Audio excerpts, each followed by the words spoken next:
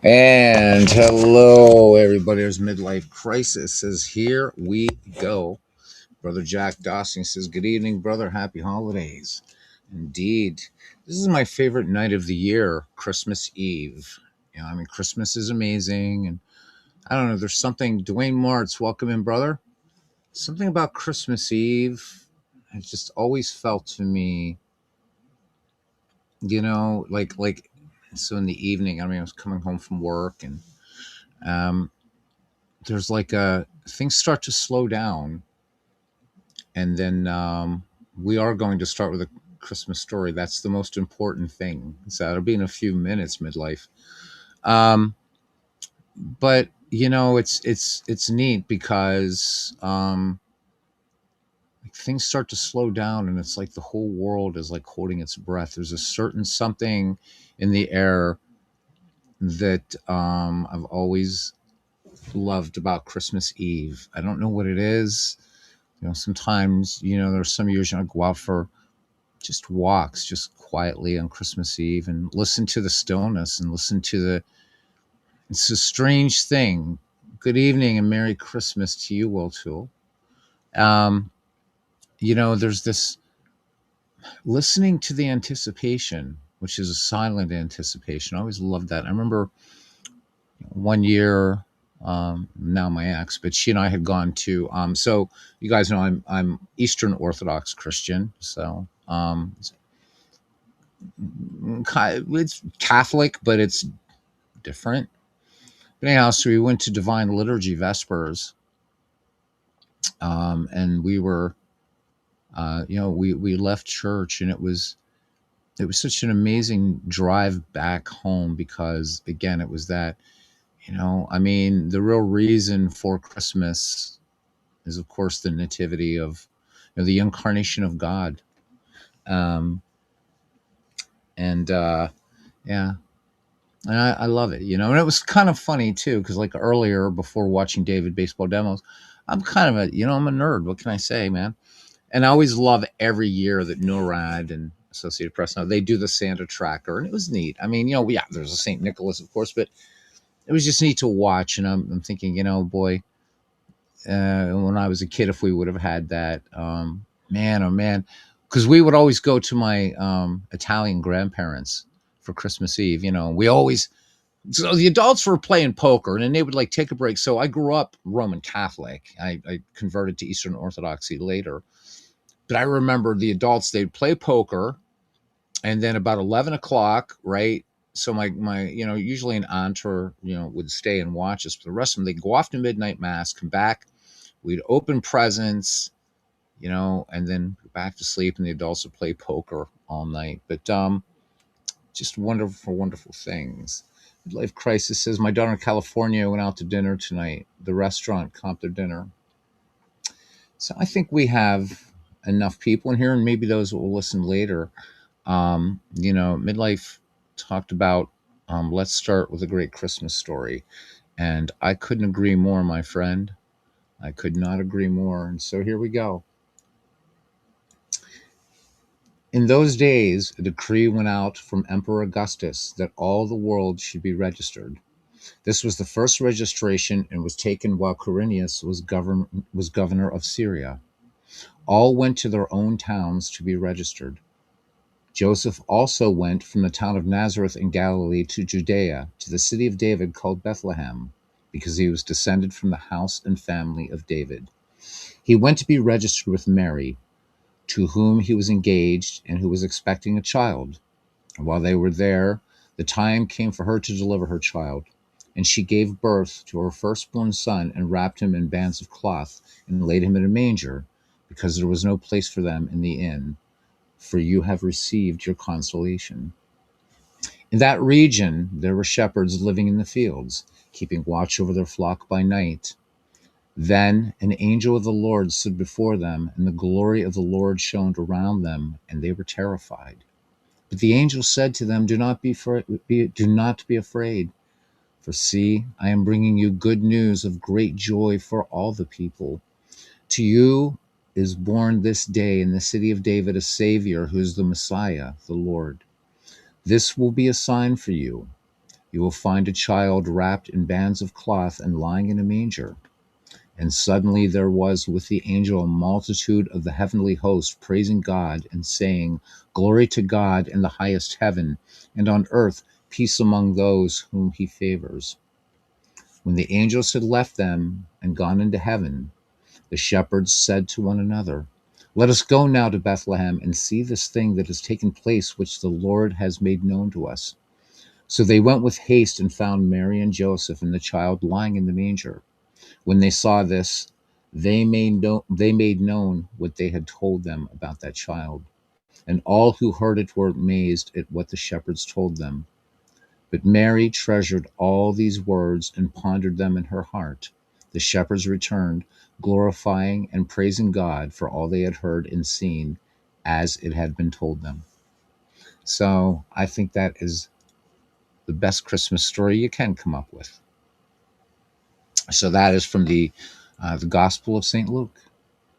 And so I say to all of you first, Merry Christmas, Buon Natale, Noleg Shonodaut, Feliz Navidad, Fine Kirstag. So in all the languages I know how to speak.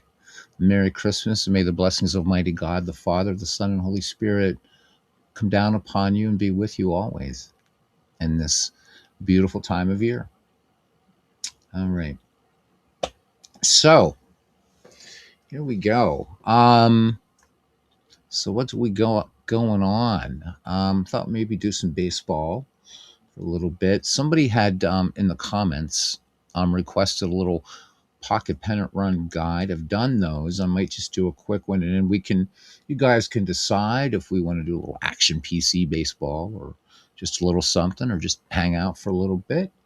And JT Dutch, a Merry Christmas to you, my friend. For both of us, still Christmas Eve, but Merry Christmas. It is always a treat to have you here. Great to see you, my friend. We got to get you on the mic here. If not by the end of 2025, certainly in the beginning of 2026. We did figure out the sound echo issues, by the way. So when we do have you on, we're going to be able to hear you really well. With EVMUX, you can't share system sound and have a guest on at the same time, which bit of a drag, but that's okay. We get through it. We get around it. So I hope everybody does have a blessed Christmas, wonderful Christmas. However you and yours celebrate it, or if you're just hanging out with me, I'm hanging out with you guys and my cats tonight, which is fine. So we'll ask you for guys for prayers with my mom. She had a bit of it's called a TIA or something. I don't know. So I'm just kind of a little bit on edge about that. But just prayers, good thoughts, if you would, please. Appreciate it. You guys are family. I say that all year round, and I really, really mean that, which is why I'll utter them as an illustration, but that's why I never say, hey, if you'd like, please subscribe. I don't do that. You guys are family to me. So if you're here, you're here. If you're not, I figure you're off doing chores, you're off rolling up a game, you're off doing whatever. So, but thank you for joining me tonight. Christmas Eve 2025. Will Tool says PPR quick guide would be great. Got it downloaded and started poking around last night. Thanks to you and Paul Fahey. He's very helpful. So Paul is really the source for pocket pennant run baseball. He is the source. Well, aside from Craig Harris, who's the programmer of the software. But Paul, it's due to Paul that a lot of the ideas, a lot of the really cool things where we've seen this pretty amazing evolution of pocket pennant run really has everything to do with Paul Fay's ideas and then Craig Harris implementing them. And in the newest version now of pocket pennant run baseball, you also get Paul Fay's Baseball HQ app, which you can use with any game. So we're going to do a real quick run through of just some of the features of Pocket Pennant Run because a few people have asked for it. Will Tool, he's here, so he's going to appreciate it. We'll just talk about the different modules, a little bit about game flow. And then the other thing that I want to do, we've been doing a lot of manual entry with the newest edition of Action PC Baseball, which is super cool, and I'm glad people are enjoying that. But the other thing I want to do is start 1971 in Action PC Baseball. We're going to play it through as a project. Um, so it's going to be running kind of alongside the Michael T. McGreevy League, which will not be beginning 27th of December. I'm going to have to push it back a few days till I finish getting everything done. Having the eye surgery, I have another one coming up. That put me behind, but the good news is my vision now is really sharp. And the surgeon said that after the second eye, there was some serious vision problems. It wasn't just like one, these are pretty serious surgeries. I should pretty much have 20/20 vision again. So I'm really excited about that. So I ask your indulgence, those of you who are part of the Michael T. McGreevy League and those of you waiting for the Michael T. McGreevy League. We will get there, I'm hoping, next week. Okay. All right. So very quickly, and then what I'll do, Will, is I'll do something a little bit more in depth, and then record it. I rarely do recorded videos because I think that when people have questions, I like to answer them while the iron is hot. But certainly, let's do this. So for those of you who have seen this or whatever, you're not into Pocket Pennant Run, there's one or two things. Hang in there, just hang out, talk some baseball amongst yourselves, or talk about your Christmas, whatever it is, or come back in a little bit, as we'll do a game of something or other. I don't know if it'll be Action PC Baseball, maybe something with Strat Max, maybe Apago, maybe Diamond Mine Baseball. We'll see. Probably not Out of the Park tonight. Out of the Park is, I got to have a lot of energy to do Out of the Park because it's a faster game. So, but let's get to it. So, Will, just take screenshots when you need, and you can always back up and go forward. And there is my good friend Truth Hurts Wilkie. He says, "Here it is, Christmas Eve, and I'm watching Beatles Eternally. My wife is watching Deadly Women. If you don't hear from me for the rest of the night, you'll know what happened." Oh man, that is classic. I want to get you back on the mic too, bud, and talk some baseball. So just let me know, man, what works for you. So this guy here, and I mentioned Diamond Mine, and he appears. So I think we'll probably do a Diamond Mine game after I do this real quick, kind of quick guide for Will Tool on Pocket Pennant Run Baseball. Truth Hurts Wilkie happens to be, this guy's a real guru when it comes to Diamond Mine Baseball. So, and I had a lot of people in the community have adopted Diamond Mine Baseball, and it's a great baseball game. Don't let the rather utilitarian look fool you. It's a great and immersive baseball game. I would say the best pure text-based baseball simulation out there.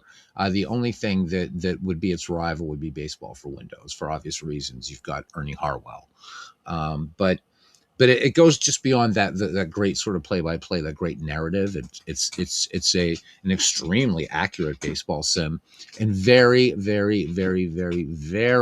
deep, very deep, and was, in fact, was so accurate that ESPN, Elias Sports Bureau, Stats Inc., all kinds of great sports outlets, a lot of major newspapers, what have you, used to use Diamond Mine Baseball to forecast seasons. Many still do. Out of the Park Baseball, also now. So Diamond Mine and Out of the Park Baseball, kind of hard to go wrong with them. And well, you put an Action PC into the mix, and wow. So, no question, best text baseball game available. It's amazing. So, it looks like we're going to be doing Diamond Mine Baseball after this Pocket Pennant Run. So, right on this stream. So, there we go. Thank you for indulging me on that little reading, by the way, from the Gospel of St. Luke. All right, Will, here we go. We're going to, the Forbes Field picture, not part of Pocket Pennant Run Baseball. So, let's just let it, there we go. Opening screen. So for those of you that have seen before, this is the new thing down here, the Baseball Commissioner HQ stats. Well, it's much more than stats, and we'll show that a little bit. So what you can do, so Pocket Pennant Run, the software that I'm showing you started life as kind of a companion to the Pocket Pennant Run cards and dice game, which is an exemplary game, great card stock, literally fits in the palm of your hand. So this started life as kind of a companion to it. And that was it. You couldn't actually play Pocket Pennant Run Baseball using this or whatever. but it has grown. It is a game. It's a board game companion. It's a reference tool. It's a bridge. It will work directly. Um, or the baseball HQ from Paul Fay will work natively with Pocket Pennant Run and Digital Diamond Baseball, but it will also work with any baseball game that you have. Which is really really cool. And again, we're getting more members of the family here, so sometimes you can have repeats, but I think it's a good idea to just kind of go over some things. So, what is contained in here? Well, the database has over 316,000 players. Now, that's not like 316,000 players in terms of like, okay, Babe Ruth played for 22 years, so Babe Ruth counts 22 times. No, it's just 316,000 unique players, 222,000 game schedules, and 196,000 games with as played lineups. It has a score sheet generator. It has a roster card, Excel sheet generator, custom team and lineup creator. Has of course, the game simulator, the game itself. So Dead Ball and Modern. I do take a little bit of issue with their definition of terms, but no big deal. Has an Excel stat exporter. You can do historical replays and pre-filled score sheet with as played lineups.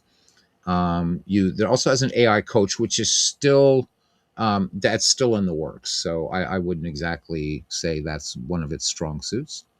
It has a great fictional generator, and it also has a player card generator. This thing has 8 databases. This has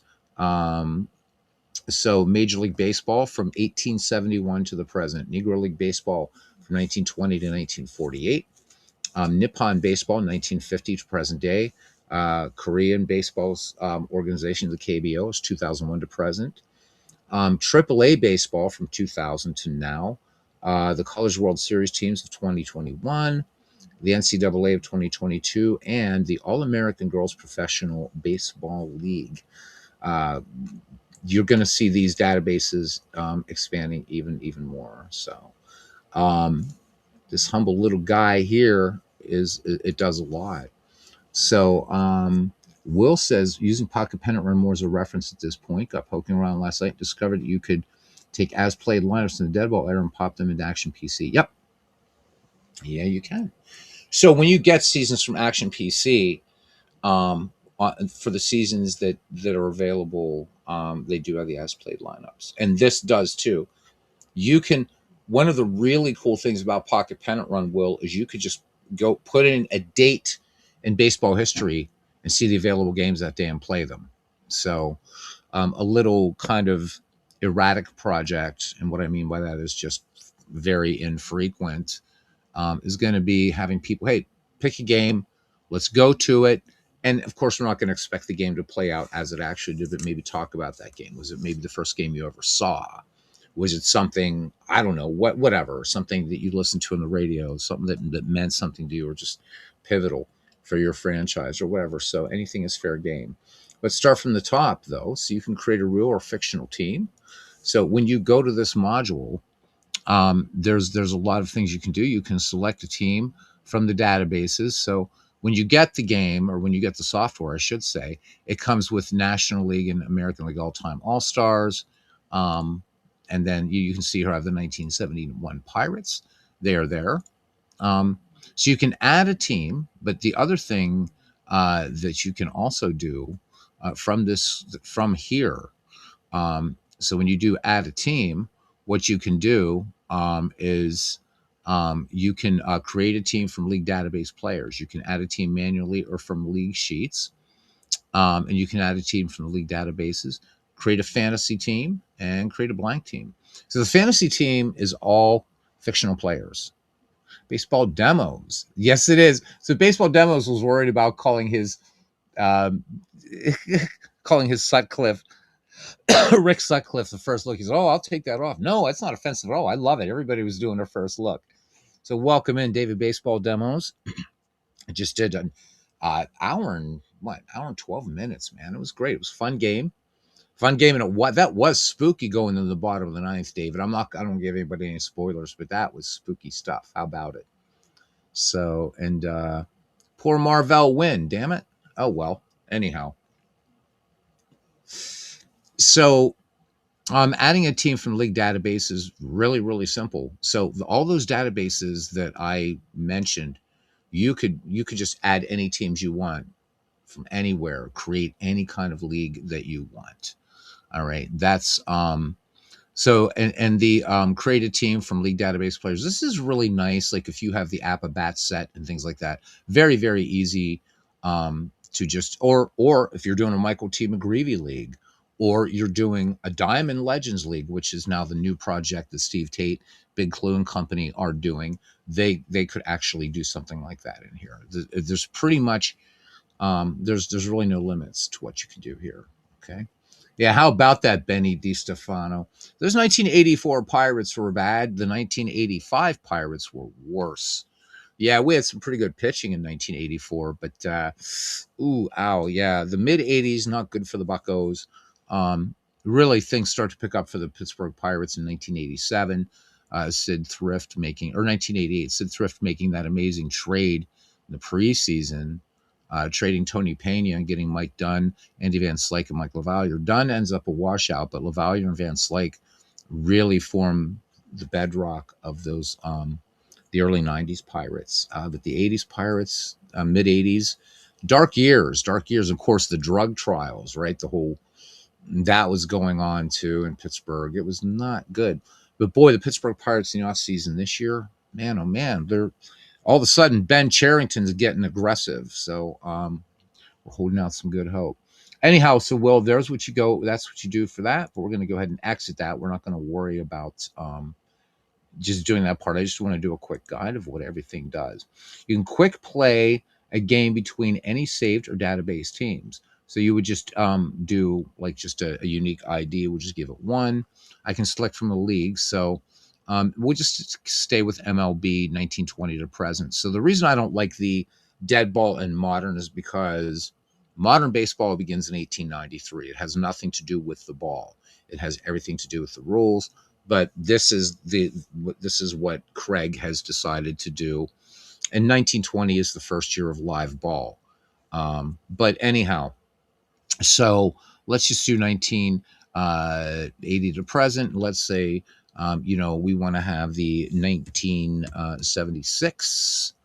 Let's get the night. Well, since it was let's get the Phillies, right? And then over here, let's stay in the MLB 1920 and to present, and we could do the 1960 Pittsburgh Pirates, New York Yankees. Doesn't matter. Doesn't matter. Doesn't matter at all. So again, we're not going to play the game, but we're going to add these teams. Boom. Do I want pitchers to hit? Of course I do. I don't care if it is 1976. Okay, we're going to select a starting pitcher. Pretty simple. Steve Carlton. We're going to leave. So one of the nice things you can do here, Will, is you can change the pitcher's fatigue rating. I would say if you're playing back in the 20s or dead ball baseball, or whatever, change that. If I can find out how to do a sacrifice it plus air and action piece, let me know. I'm not sure if that is something that could be patched. I think it will be. I was looking at it, David, when you were talking about it, and I do think I have a workaround. I think I have a workaround. I've got to mess with it a little bit, but stay tuned on that, brother. But I think I have a workaround for right now, and it's the E screen. So, but I have to test it first. We're gonna leave Lefty here at a fatigue 7. Okay, and starting from New York Yankees, Whitey Ford. I'm gonna bump Whitey up to a 7 as well. There we go. All right. So now this is ready to go. Now, the thing that you have to understand is in this mode, you're not necessarily getting the as played lineup for any given day or whatever. And you can certainly just mess around, change these lineups, everything. Okay, and we're going to get into the game just a little bit just to show you the flow of the game and how it works. The rest of this is all pretty much self-explanatory, but let's just get into the game. All right. All right, so here we are. Now, will, depending upon if you're rolling cards and dice or not, so you can see here, there are 8 baseball games in which the dice are already included. So we have APA History Maker, Payoff Pitch, Sports Illustrated, Baseball Classics, On Deck Baseball, Season Ticket Baseball, and Strat. You can also create your own custom dice in this thing. So your die type can be anywhere from a D6, 10, 12, 20, or special. And then you can also choose the die color. So whatever game you have, you can pretty much create it in here, which is really, really nice. Okay. So what we're looking at here, we're looking at the advanced mode of the game right now. So the advanced mode, you can reposition fielders. It has a great pitcher warm up roll too. It's the best one I've seen in any digital baseball game. But I'm going to turn that part off for right now because that's just going to get in the way. Just the pitching. We're not going to worry about bullpen warm up just for this, because we're just going to do an inning or two and show you. I think what makes this game different is you do have player cards on each side, but, and this is kind of important, the die, it's the color of the dice. Okay. Everything begins with the red dice and everything moves to the right. So you just think about reading left to right, and you've got basically the flow of pocket pennant run down. Okay. So if we look over here, if we were playing an as played game, we would see there's a little line up here. And if we were playing an actual game from history, anybody that was actually in that game would be shown above this dotted line, which is really cool. But you can look at your bullpen here, and then over here you've got just kind of your bullpen data. Everything here is, all you have to do is click on it, and this is all sortable. So for the New York Yankees, we see that Art Ditmar that year went 15-9. Jim Coates 13-3. The chairman of the board went 12-9, so on and so forth. If I want to sort by saves, I can see that Bobby Shantz was the saves guy that year for Dwayne Martz's 1960 New York Yankees. On the batter side, you can see the lineup.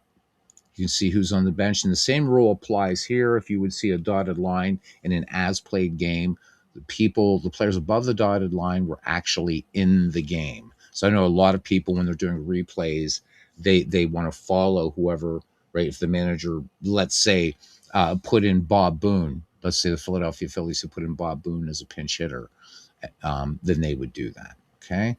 Batting data, again, everything here is sortable. So we look at this. Mike Schmidt obviously led the Phillies in home runs that year. Then Luzinski and Dick Don't Call Me Richie Allen. There's your bullpen, and then your pitching data. Okay.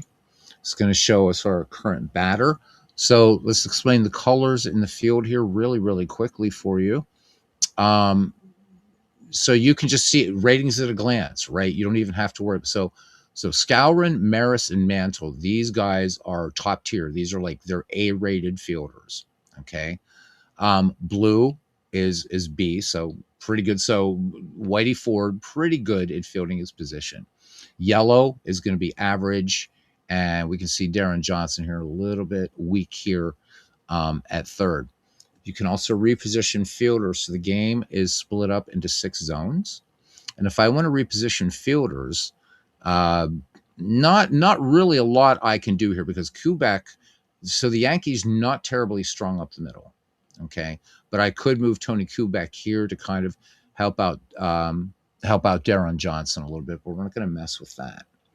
All right. So we're ready to go here. We can see the stats for these players. The only thing missing is I wish that they would put in RBI for the players. Click the dice, or you roll the dice. Okay. So I said it comes off the red die. So we see here that this is going to be, it says bat. So all we do is go across and we look at, as soon as we see bat, we know it's from the batter, right? And we just go bat, then we look at the next one, and this is a 9. And as soon as we see a play result, it's right there. So Gary Maddox leads this off with a base hit. You select hit, boom, and Gary Maddox is aboard. And then you just hit batter up. Now you see the little green dot under there. It means Maddox is fast. So it's the same thing. Somebody like Ricky Henderson is going to be green, right? So there's going to be really fast, excellent runner, A-rated runner. And then blue, right, is very good. C is average. D is like, Michael Vallier. Okay. So you can, so with these managers up here, so in the dead ball era, these aren't done yet, but these managers up here, you could, if you click the question mark. So Danny Ozark is not asking for a stolen base. So it's like any sort of cards and dice game or whatever. You can choose whether or not you want to steal. Okay, that's the basic way of the game. So let's say we wanted to steal, and we're playing pocket pennant run baseball. I would just click on him, and I can see on a roll here, and it's going to be the roll from the blue die, and automatically does it for you. We can see that Maddox, he's got such a great chance of being safe. It's not even funny. All right. Now let's move beyond pocket pennant run because I don't want to make this really, really long. If we go to options and we go to settings, wrong settings, sorry. If we go to, you want to go to settings, you want to go to options, and you want to go to change dice. So let's say that, and by the way, if you have a, your PC allows, if it's touch screen, pocket pennant run is responsive to that. Okay. So let's say you don't feel like, you're at the in-laws or something, and you brought, maybe you have a little Surface Pro just to play baseball games or something, nothing intense. And you want to play APBA and you didn't bring your dice. There you go. There's APBA. Pretty cool. And so if I were to roll these dice, whatever that play result on APBA for Dick Allen's cards. So now you would ignore this, and then you would actually be using your APBA games. It's not like those games are included in here. So this isn't like Digital Diamond Baseball, where Sports Illustrated and Status Pro Baseball will be completely included in the game. That's not. This is really just to assist you in that. Okay.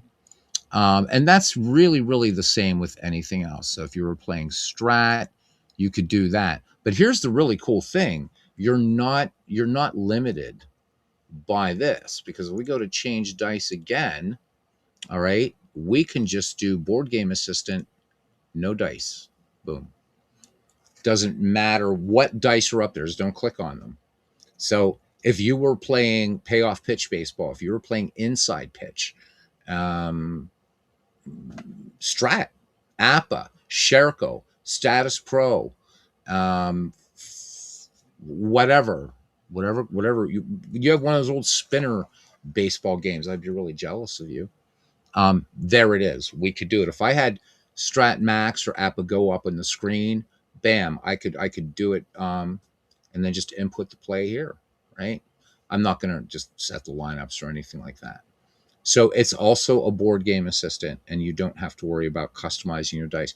You only use the dice down here if you're not rolling them, if you didn't bring your dice, or if you want to play pocket pennant run without using the dice. It's all that is. That's how pocket pennant run baseball works. The other thing that's really cool about it is the score sheet. I think the score sheet is beautiful. You could even use this just to let's zoom in a little bit on it. So if you wanted to, you could even just have this pre-fill for you, even for a cards and dice game that you're rolling up. It's got a nice generator to it, has everybody's ratings that you can see at a glance, and this will score in real time for you. Uses the at-bat scorecard, although there are other templates that you can use with cards and dice. This game actually converted me. I think this is a thing that's going to be, this one and the Baseball Commissioner are going to be the two that I think people use a lot. I don't see a lot of people. How do I read the PPR dice again? All right, I'll show you. And I'll show you as we jump in a game from here. So hang in there, Will. All right, here's where you can do a ton of things. All right, so this is the box score replay thing, but it's really so much more than that. Here is where you can do season replays Here is, and where you keep tracking your season replays. And yes, this will track stats, searchable stats, by the way, I might add too. So you can search by position. Who's leading, who among third basemen in this project would be leading in home runs. You can do that in pocket pennant runs. So sortable, searchable stats, but there's a caveat to that, and I'll tell you that in a moment. So down here, so let's go here. So let's just start again. I want to take this a little bit at a time. Let's say, Will, that you wanted to. I forget who your favorite team is, my friend. So I'm just going to pick somebody out there, whatever. So let's say 1984. Okay. And let's say you're a Tigers fan. Okay. We're just going to pretend you're a Tigers fan, even if you're not. Select the Tigers. Now, there's two things I can do. I can load the entire season schedule for 1984 or just the Detroit Tigers. Okay. Down here, previously saved seasons, you guys will see I have 1920 and 1991. So if I would load either one of these, I can continue a replay of either of these two seasons. Okay. But let's go ahead and load the season schedule for 1984. Okay. And just give this a moment to come up. And there we go. This is the entire, every team, every game, historical score, baseball's game ID, the date of the game. And there you go. So so hang in there, Will. We're going to get back into the other part, how you read the dice. But I do want to show you, this is important, how this works. So a lot of times when I would do season replays, I don't necessarily just want to do a Pittsburgh Pirates replay. I also want to do, maybe I want to see something like, Twins and Tigers, because I happen to like both of those franchises in American leagues. I also like the Cubs and Cardinals. I don't have a horse in that race. So, I'm fine with playing the Cubs or the Cardinals or both. Now, down here, there are two things. There's manual entry and there's run box score sim. So manual entry, you have to select a game. So let's say we select the Orioles, Orioles White Sox, and we go to manual entry on this. We're going to give it a second here to come up. So this is for if you want to, right? So like David was scoring by hand, although now he's really converted to Action PC as an input, and Action PC is brilliant. So's this one, and I'll show you why they're both excellent. No syntax. You don't have to do syntax like you do in Digital Diamond. Digital Diamond's awesome, but the syntax makes my brain hurt a little bit. So you could actually be rolling up a game, right? And just let this, right? Just put everything in here manually. If you want to go crazy, you can do that. Okay. And then you can export all this stuff and working with the Baseball HQ app, which we'll get to. Okay. Now, you can edit any box score that you've played. Now, the run box score sim, this is important. Okay. So if I select, let's just say Angels, Red Sox. All right. If we do run box score sim on this, remember, so the historical score in this, Angels beat the Red Sox 2-1 on 2nd April 1984. If I do this, I get two choices.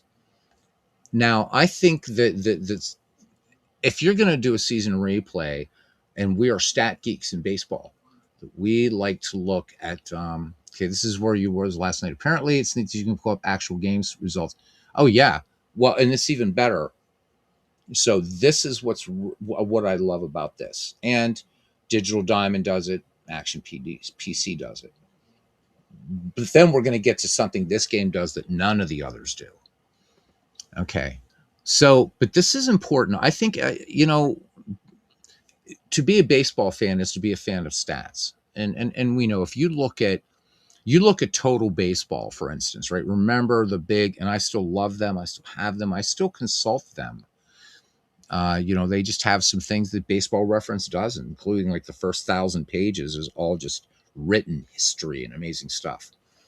But we want to look at stats. So I always say that if you want this to track stat, you got to use full game sim. The quick sim is more like the thing that Robert does, where it says like the quick sim provides only a final score. Team strength numbers are calculated using player traits, which then are used as a modifier to die roll for the final score. So it's not going to keep stats. But if we do a full game sim, it is going to take a tiny bit longer, about approximately 1.25 seconds, but it's worth it. So we're going to run a full game sim here on the Angels at Red Sox. So that way we can get a box score and we can start getting stats. Okay. And there we go. So now we have, we see that the Angels really slapped around the Red Sox 8-1 in our replay. And now we can show that box score, and there it is. So let me see what California, just all kinds of crooked numbers there, huh? So and as you're going along in whatever project you're doing, Will, in Pocket Pen and Run Baseball, this will track stats, okay, and just moving forward. You can also pick a range of games to play. So let's say, you know how to use Windows, so the difference between using the Shift key and Control key. But let's say we want to do the Reds, and let's say there the Astros and Expos, and Royals at Yankees. Let's just take these three games. Again, I can run box score sim on these three, full game sim, and it's actually playing these two games out. Okay. And there we go. So just that quickly now, we have 4 games done in this. And again, we can show, if we hit the show stats. So this is another nice feature. Hey, Samuel, good evening. He says, are you like baseball? Here we go. Baseball in the Roaring 20s by Thomas Wolfe. I know I will, Samuel. I love 1920s baseball. So thank you for that. Merry Christmas, my friend. If that's what you celebrate. So yeah. And now you're spending my money. I will get that. Baseball in the Roaring 20s by Thomas Wolfe. That's gonna be fun. Be a nice follow-up book to Tales from the Deadball Era or anything. So up here, you can save anything that you have that you've started will show up in your replay. So over here, you can find a player, so you can search by stats. You can search or by player stats, his performance in your league. So maybe you want to see how Steve Balboni's doing. Click on him. Just make sure you have this little radio button clicked. Over here, if you just want to find a team, well, how are the Red Sox doing? How are whatever doing? Okay. Now, this will grow. These are the only games, the teams that have played thus far. Or here we go. We can search by stats. So by players, by position, by team.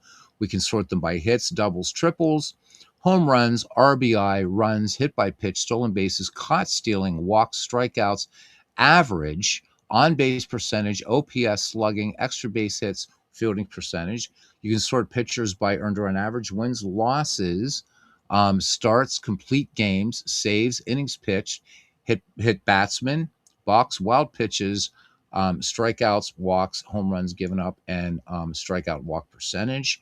You can set the requirements and whether you want, the minimum requirement of that particular stat, and then games played, appearances, at bats, innings pitched. And then do you want to show the top 10, 25, 50, or 100? So a lot of ways you can do. Is it as robust for searching stats natively as something like Action PC Baseball, Diamond Mine Baseball, Out of the Park? No, it isn't. But that's where, this is super cool, Will. But that's where Paul Fay's Baseball HQ app comes in, because then you get into some crazy, crazy depth. Okay, so you can also use this as a research tool for actual teams. So let's say you decided, you know what? Okay, I'm going to try to do what that Goofy Beatles does, and I'm going to create, kind of like this league. I want to create a league of maybe, I don't know, the best second place finishers or something, or Chris Slovic, an HA league. So this is a great kind of just down and dirty research tool that you can use as well. So this serves a lot of functions. Okay, so you can also, let's say you're just mucking about. Maybe you want to play the All-Star game. So if you know where the All-Star game is, all the All-Star games, all the World Series are here. You'll be able to play them. So if we go to October, There you go. There, you want to play the World Series? Go for it. Right there. Okay. So let's go ahead just to show you. We're not going to actually. Well, no. Let's jump out of this. Let's close this because I do want to show you what else is cool. So that's how you do season replays. But this is fun. You pick, we pick. So you pick a date in the game, or the AI coach picks his favorite date, and you pick the game. So no stats are kept for this, but these are nice for one-offs and for that project I was talking about. So, or the Rick Sutcliffe game, right? Says baseball demo. So actually, David, what was the date of that game? So while you're typing that back, if you don't mind. So another thing, Will, here is if you go to AI Coach Pick It, if I click on that, it's just going to pick a random day in baseball history. So it picked May 19th, 2023, and every game and the score on that day. If you don't like that, click this again. It'll just keep randomly going through baseball history, and maybe you just find something. So like me, I would stop here at 1935, and I'm looking right here. I'd love to play the Cubs and Dodgers, and so I would play the Cubs and Dodgers. Of course, my Pirates there, they did some dirt to the Phils, 11-0. Okay. Or month, day, year. So this is June 19th, 1984. So here, what I would do is I would put 06 and 19 and 1984. And then I show available games on that day. And there we go. There's everything. And indeed, there it is. Chicago Cubs, Pittsburgh Pirates. The Chicago Cubs won this one historically 4-3 over the Bucks on that day. I'm not going to, no spoilers on David's game. So if we pick it, and let's print play game. So what's cool about this, Will, is unlike every other game, even the ones like Out of the Park Baseball that come with every season, or Action PC, or Digital Diamond, or Action PC Baseball, which you have to buy the seasons. For this, not only do you have all the seasons, you don't have to install seasons to play a game from history. You can just pick the game and play it. So right now, we would be ready to play this game. So we have these are the actual lineups. So it's going to be Rick Sutcliffe versus John Tudor. And we're just going to go ahead and play game day so I can show you the way this works, again, with the dice. Okay. I'm not going to change any fatigue here or anything like that. I can see that John Tudor is a 7 in this game, and Sutcliffe is also a 7. So we're going to just leave them as is. I know they're rated a little differently in Strat. Okay. Play game day. And here we are. And again, I love the fact that you get the proper logos and everything like that. Yep. Okay, boom. All right. And so what I always suggest is go to options, use red die with white numbers, because if not, this red die is going to show a black number, and I hate that. The other thing is go to settings.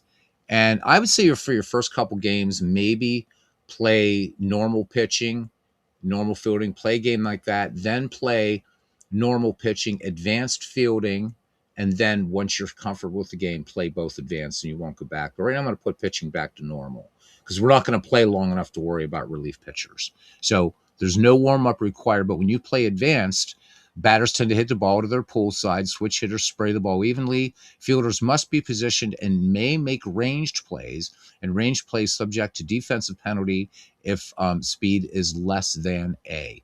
All right, you can do game length innings. So if you just want to do a 7-inning game, go ahead.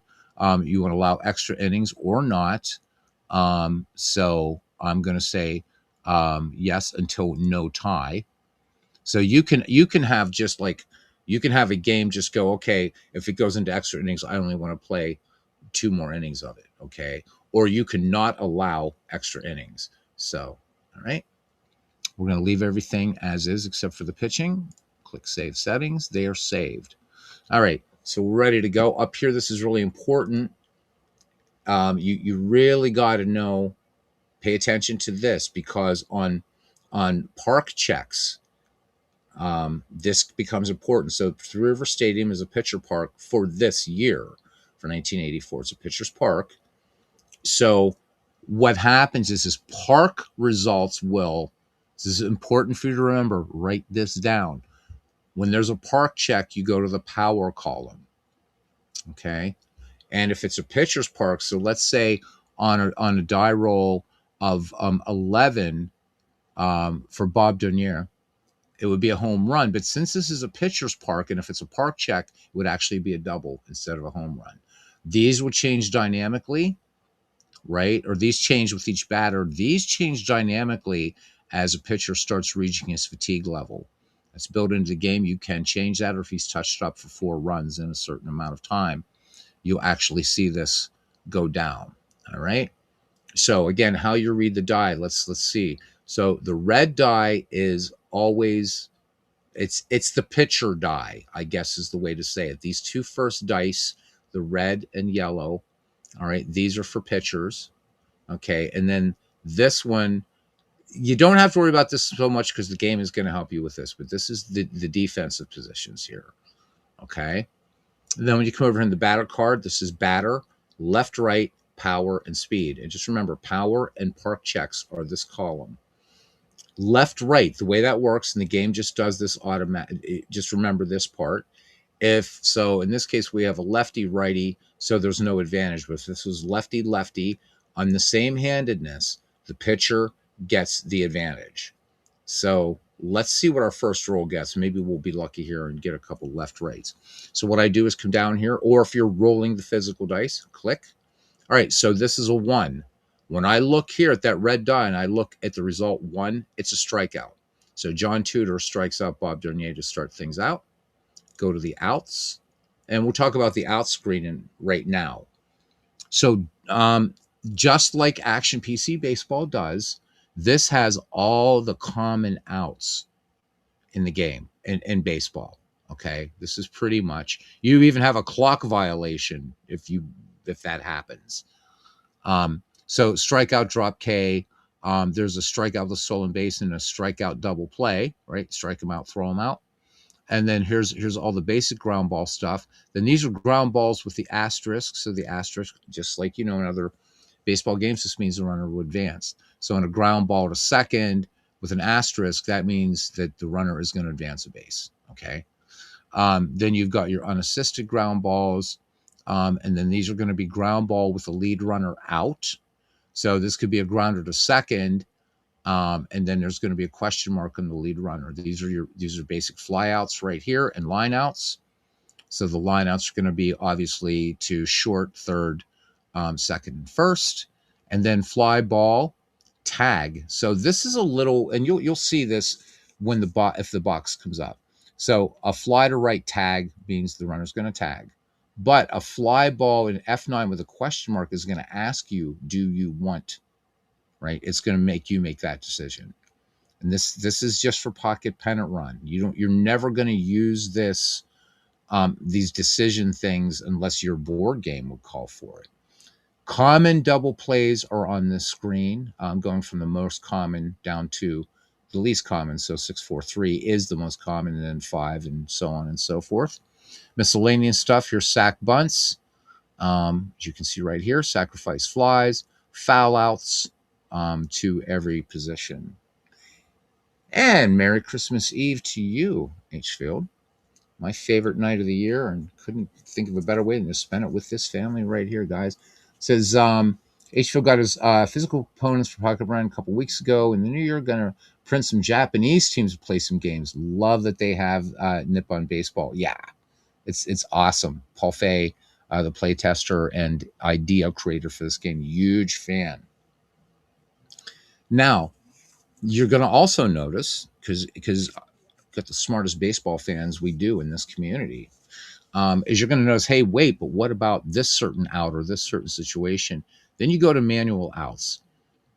And this is going to be where the plays that don't fit here, you're going to manufacture them here. And you're going to see things here like a line out, like an unassisted triple play. So the L6 TP, that's pretty much right. The unassisted triple play is that, and they're super rare, but they're going to happen. There's the triple play, a line out double play, but you can also define the fielders. So you could have something where right, your right fielder is going to come in and double off somebody on first. Well, if you look here, there's no way to record that kind of double play. You have to come over here to record it. So just remember that, okay? There's quick outs. So now we know it's a strikeout, and let me remind you why, because it's a 1. The K over here tells me it's a strikeout. Boom, it's recorded. And then all I have to do is hit batter up, and it brings up Ryne Sandberg. Okay. Slash Deep Gaming. Merry Christmas, man. Merry Christmas Eve, I should say. All right, here's Ryne Sandberg batting with nobody on. And again, Will, I'm just going to click the dice. Now, this time, we see we have an 8, and this is off. So we get down, we see 8, and this is bat. So we go to the bat dice. We go to 8, and this is a base hit for Ryne Sandberg. Has the 2 asterisks. There's nobody on, so you don't have to worry about that bit. Just do this. But I like to just keep it going. All right. Boom. All right. Here's Gary Matthews. Again, you can always ask the manager. He doesn't want a stolen base. But again, if we look at Gary Matthews here, his little meeple dude, and if we click on him, we can see on what rolls he's going to be safe. Okay, for Ryne Sandberg, not for Gary Matthews, Ryne Sandberg. Okay. Now, let me take a moment here and talk about Board Game Assistant. As Slash Deep is wishing a Merry Christmas to everybody. So if you're playing, you're wondering if you're playing your board game, you're playing Appy, you're playing Strat, whatever, and you're saying, well, I want to steal, but now you're telling me that this is what's going to happen. No, that's not what's going to happen. This is for pocket pennant run baseball. But if you click up here in this tab, Board Game Assistant, and if your game result, you have a steal attempt, right? I know with Strat, the runner's got to get a good lead, and then is he going to steal? If it's a successful steal, you just click steal. That'll automatically happen. It bypasses pocket pennant run baseball. Steal with an error, caught stealing. You can do pickoffs, rundowns. Somebody was asking about rundown in Action PC Baseball. This has rundown. Pinch runner. You can advance runner on a hit, advance runner on an error. So out on advanced and remove runner. So that's kind of what's covered there in the Board Game Assistant. Okay. So we'll do a couple more at bats, Will, to help you out, and then we're going to move forward. Okay. So here's Gary Matthews. And John Tudor has the sign from Tony Pena. Here's the wind in the pitch. All right, here we go. We got a hard hit ball in the gap. Gary Matthews.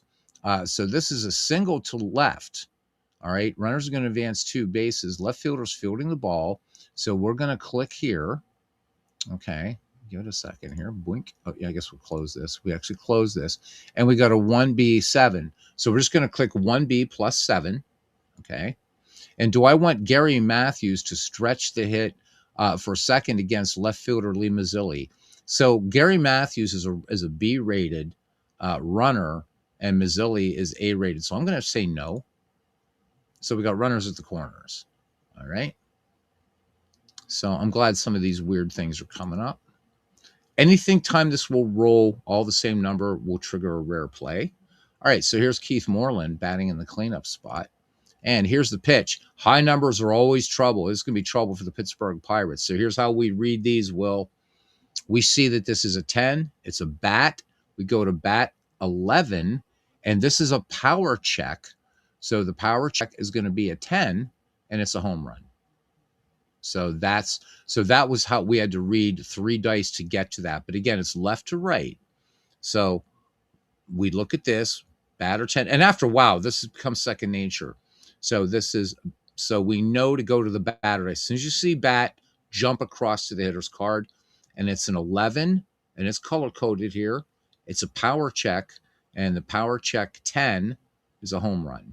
So on a roll of a 10, 11, or 12, Keith Moreland is going to get a home run. Select a hit, and this is going to be a 3-run bomb, and boy, the Cubbies are happy. So 3 runs in here in the top of the first. David, this is looking really, really spooky. David, look at what's on the board here for the Cubbies and think about your game. Tessier Ashpole, Merry Christmas, everyone. He says Muppet Christmas Carol on in the background. Love it. H-Field says, watch Christmas Vacation. I love that movie, man. She sings the national anthem at the end. And the whole thing is awesome. Home Alone and Christmas Story VHS the last couple days. Love it. Good stuff, guys. All right, so are we on VHS even? Jeez, yeah, the tracking error on that stuff. You remember those glory days? Please be kind to rewind. So, Will, are you good with how this all works now? That's the flow of pocket pennant run baseball that quick, and that is using. So I should mention this white die. All this is just another sort of extra visual reminder because, as I said, the game is split up into zones, and I probably should show you how to position fielders. But let's go ahead with batter up. So let's say I want to reposition out here. So the Bucks have Lee Mazzilli in left, Marvell Wynn in center, and the infamous Benny DiStefano in right. So Mazzilli can cover some. He can pretty much cover into these zones. So maybe I want to move Marvell Wynn over there to give Benny DiStefano a little bit of a help. Okay. So what we do is we go to fielders and we set fielder positions. Okay. And we can move this and we can see our zones here 1 through 6. And I'm going to move Marvell Wynn to zone 4. So I go down to my center fielder. Right now he's in zone 3. I do zone 4 and do save changes, and there he is. Don't worry about that big gap there. That doesn't mean that now Marvell Wynn is just over there in right center. But he's going to cover a bit of this area and then over here, but Lee Mazzilli is going to be able to cover a lot more ground. Okay, so the yellow dice only comes into play when there's a bat jack, and the blue when there's a power check. No, blue is also speed. So we'll steal with somebody, okay? All right, so 1 out, and we got Ron Cey up there. So let's click the dice, and Ron Cey is not going to. This is going to make more trouble here for John Tudor's getting his ass kicked here. So we have a batter, 12. Okay, so remember when I said about park check? So for park checks, Will, we go to the power die. We see that it's an 11, but we have to knock it down because it's a pitcher's park. But guess what? Cey goes yard anyhow. It drops down to a 10, but Ron Cey is still able to get it out of Three River Stadium. So we select a hit, and we're just going to manufacture something just so we can set it up if it doesn't happen. So Chicago Cubs coming out swinging here. All right, now let's get somebody else up there. I want to. So when you steal, rather than waiting for this to happen, we could be here all damn night. So again, let's go through a roll of the dice. Oh, good. Now we have an infield check. We have a range check. I can show you how to do those. All right. So when we see here, this is a defense check. You don't even have to look at this, but if you were to look at this, right, you don't even have to. It says infield. You see the circle around here at second base? Just click. And I see this blue die roll of 8. So the blue die is used for defense checks on range plays, and it's also a speed check. Okay. So we see here this is an 8, and this is going to be normal. There's nobody on base. This is going to be a basic ground ball 4-3. If there was a runner on second, then maybe this runner is taking off and would make it to third. But in this case, because it's just an 8 and we just click there, as soon as we click, this is going to come up, and this is just going to be just a regular ground ball 4-3. Boom. And we have 2 outs. Okay. So just, and they have the dice kind of, I guess, sort of, you can see here. And so the red is the pitcher dice. Then there's control, defense, roll, fielder, but you're going to see that on range plays when that comes up. So this is like an artifact. You don't really have to look at this so much. This is everything batter. This is left, right, and then power and park and speed and range checks is how these work. So if you can just remember park, power, speed, range checks, the rest of the dice are really, really easy. And that's how you do it. Okay, so we have Leon Durham up there. Here's the pitch to Durham. And finally, we have a left-right check. So that will cover pretty much everything. Okay, we have 2 lefties. So here's the rule, Will. And if you read the PDF, it will tell you. So the rule in pocket pennant run essentially says that if they're the same handedness, you're just going to consult the left right column. In the cards and dice game, all right, and the game does this for you automatically, pocket pennant run, the digital, the software. If you're playing the card game, you have to go down a rank. But in this, you don't. It's automatically done. Okay. So Will says it's starting to make sense. I'm glad. And I'm glad we got to a lefty righty play. So John Tudor's a lefty.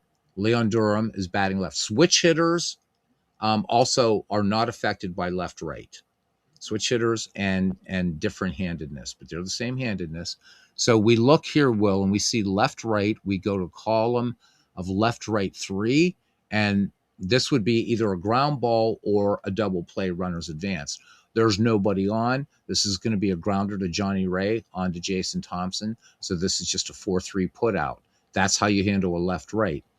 But let's say, and without having to keep rolling the dice, let's say this was a left right, left right 10. So you would look down here, left right 10, and Leon Durham would get a single. And if there were runners on, runners would advance 2 bases. If it was a 9, runners would advance 1 base.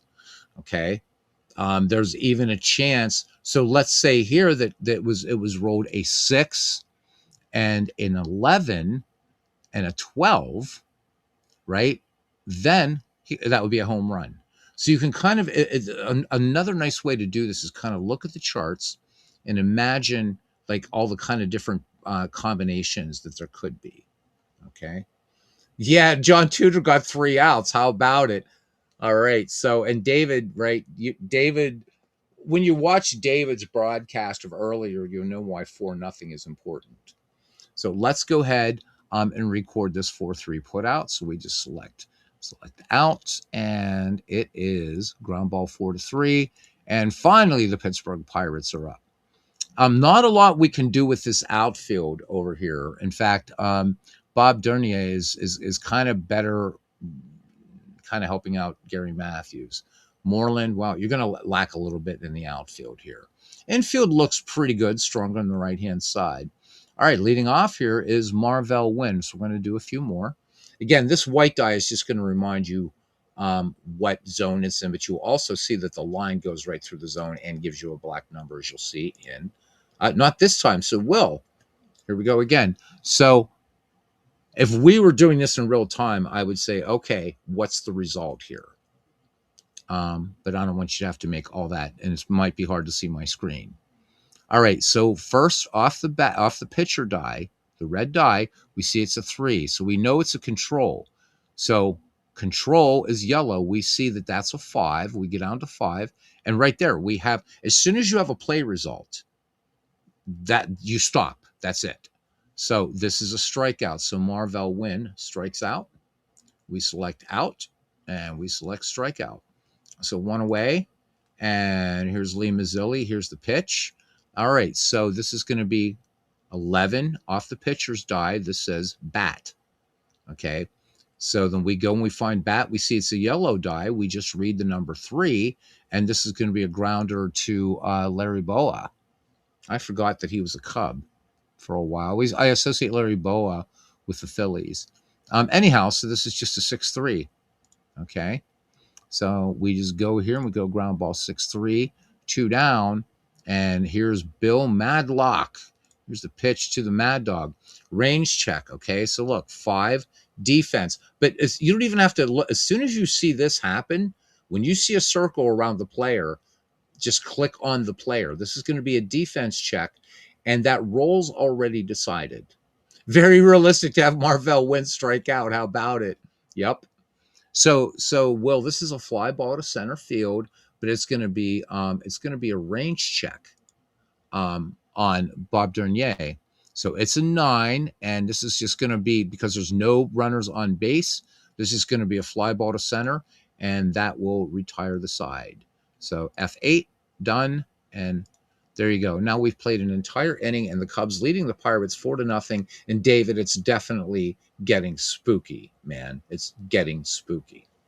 And all I can say, guys, is you should be watching David Baseball Demos stuff anyhow. But there's a reason why he and I are like, ooh, ah, ooh.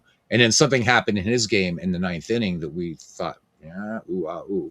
But pretty cool stuff. And then again, as I said, with the score sheet, now that we have an inning filled out, right, we can see, there we go. Everything filled out really, really nice and clean. So we can see Wynn struck out, Lee Mazzilli grounded to short, and Bill Madlock flew to center. And on and on and on she goes. And that is how you play pocket pennant run baseball. So the only difference is if you're playing the cards and dice version of it on left right, you actually have to go up and down the card. The game here, you don't have to do that. You'll also see, Will, that if we were to go on here, and let's say John Tudor, which John Tudor would be want to do, let's say he starts losing effectiveness. The game will automatically, so like right here, for instance, you see on John Tudor, we see that on a roll of 1, he's going to strike out batters on a pitcher roll and on a control check. But if he becomes fatigued due to innings or given up runs, he's going to drop a grade. So these 2 Ks are going to disappear. Everything's going to move up 1. And so now on a roll on the pitcher die, if that would happen, and you'll see that happen, you won't have to remember it, this K becomes a control, right? And so everything moves up, and that's going to add a bat down there. So it works really, really nicely. He's still going to strike people out, but because this is moving up, every column moves up for the pitcher. Okay. So instead of like on a control where he would be striking on anybody from a roll of 1 to 6, now it's going to be a roll of 1 to 5. And if you keep him in there, 1 to 4, 1 to 3. But the problem comes off the pitcher die. This is really the one here, the red one, Will, because let's say you leave Tudor in there, right? And now he's still getting banged around. Well, now look, now in a roll of 1, it's still a control check, but you only have, right? But everything is diminishing. So finally, let's say you've left him in so long and he's just getting battered around, that a first roll on a pitcher is going to be always a defense or a left right. And so that's how the game does fatigue, and it does it automatically. You don't have to remember a damn thing. Yes, it does, David. That's a good question. So, if I had it will turn color. So it'll start moving down. If it's yellow, the game will say he's getting tired. So you got to go to your bullpen. If you're using the warm-up rule, there has to be 3 batters before your relievers are ready to come in. And what it does is simulate, so let's say you're at bat, but you got your reliever up. This will simulate that happening, but it's not going to, like, so a lot of baseball games, right, where you're warming up a pitcher and you have to worry, it's like, oh shit, now I'm at bat and my guy's throwing. Is he going to get tired throwing? You don't have to worry about that in pocket pennant run. But you can work while you're at bat. You can still work with your bullpen. But over here, what you'll see is the number of batters here that has been faced, or the number of batters faced out here for your reliever here, or your 2 relievers, as it were. But then once you see that reliever in green, he's ready to come in. If it's anything else, the game will warn you. If it's still yellow, it'll say he's not warm, or if he's over warm. So there are penalties in this game. And it really is. I like the warm-up rule in this game better than any digital baseball game I've played. It works so nicely. This is extremely versatile. You haven't even seen everything, but I think this will give you enough. I don't want to overload you, since we've been don't want to overload you. So that's how you do pocket pennant run baseball, and there's much, much, much more that you can do with this. And it's a steal at $14.95 for the for any version of pocket pennant run baseball. You get this software, and it's free and free lifetime updates. And what's going to be coming next year is going to be fielding stats, all that good stuff. So, because you'll notice right here, if we go to fielders, all we have is ratings. Stats are going to be coming in here. Also, these ABCD ratings, those are going to be like, you're going to get A-, B+. It's going to be more granular. There's also going to be a little bit of variance built into it too, as well. Merry Christmas Eve, John DFW. And indeed, my favorite night of the year. Still 18 minutes left. Wish I could turn back the clock an hour or two. I love Christmas Eve. This is my favorite night of the year. Christmas Day is wonderful. The Christmas Eve is wow, amazing. Will, any questions before we switch to Diamond Mine Baseball for a game? When you so I'm assuming, Will, you have the logos, you have the picture, you have the player picks, and all this. Um, I love this game. It's right now, you know, those cheer lists everybody does. This is Merry Christmas, Tabby. She is the official YouTube sports gaming kitty cat. She is the official fur baby. Does Pocket Pen Run have real lineups and transactions? It does. So how cool is that? So it has something like 196,000 games with as played lineups, and yeah, it will. You can do like an actual bona fide season replay in this thing. So you can play as played lineups in this thing and in a season replay or whatever. It's when you do, and even when you just pick a game from history, it will have the as played lineups. You want to jump ahead, you just feel like, ah, damn it, I just want to play an all-star game. Look up whatever all-star game you want to do and do them. So either $14.95 for the print and play version, and you get access to this, or $24.95 for the physical version. You still get access to this free lifetime updates, and just huge, just huge. Okay, we're gonna jump out of that and jump out of that. And just really, really quickly, because this will appeal to everybody. Okay, let's go to the baseball commissioner. What's nice about the baseball commissioner is all the stuff that you can do. And I'm trying to remember what this. I got to remind Paul that he's got to fix this. I guess they didn't fix this. Okay, that's scary. I actually remembered the 4-digit code. When you get this, it's local. So, yeah. So, this, I got to this just from clicking Baseball HQ. So, look what you can do in here. And Paul can explain this better than I, but I do want you to see this. Slash Steve says 6-year-old granddaughter said, you still have to go to bed or Santa won't bring presents. Well, you better listen, man. You got to listen to the granddaughter. So I'm glad you stopped in, guys. And a lot of you have kids, grandkids, nephews, nieces, whatever. And, you know, boy, you want to keep that. You want to keep Santa special, right?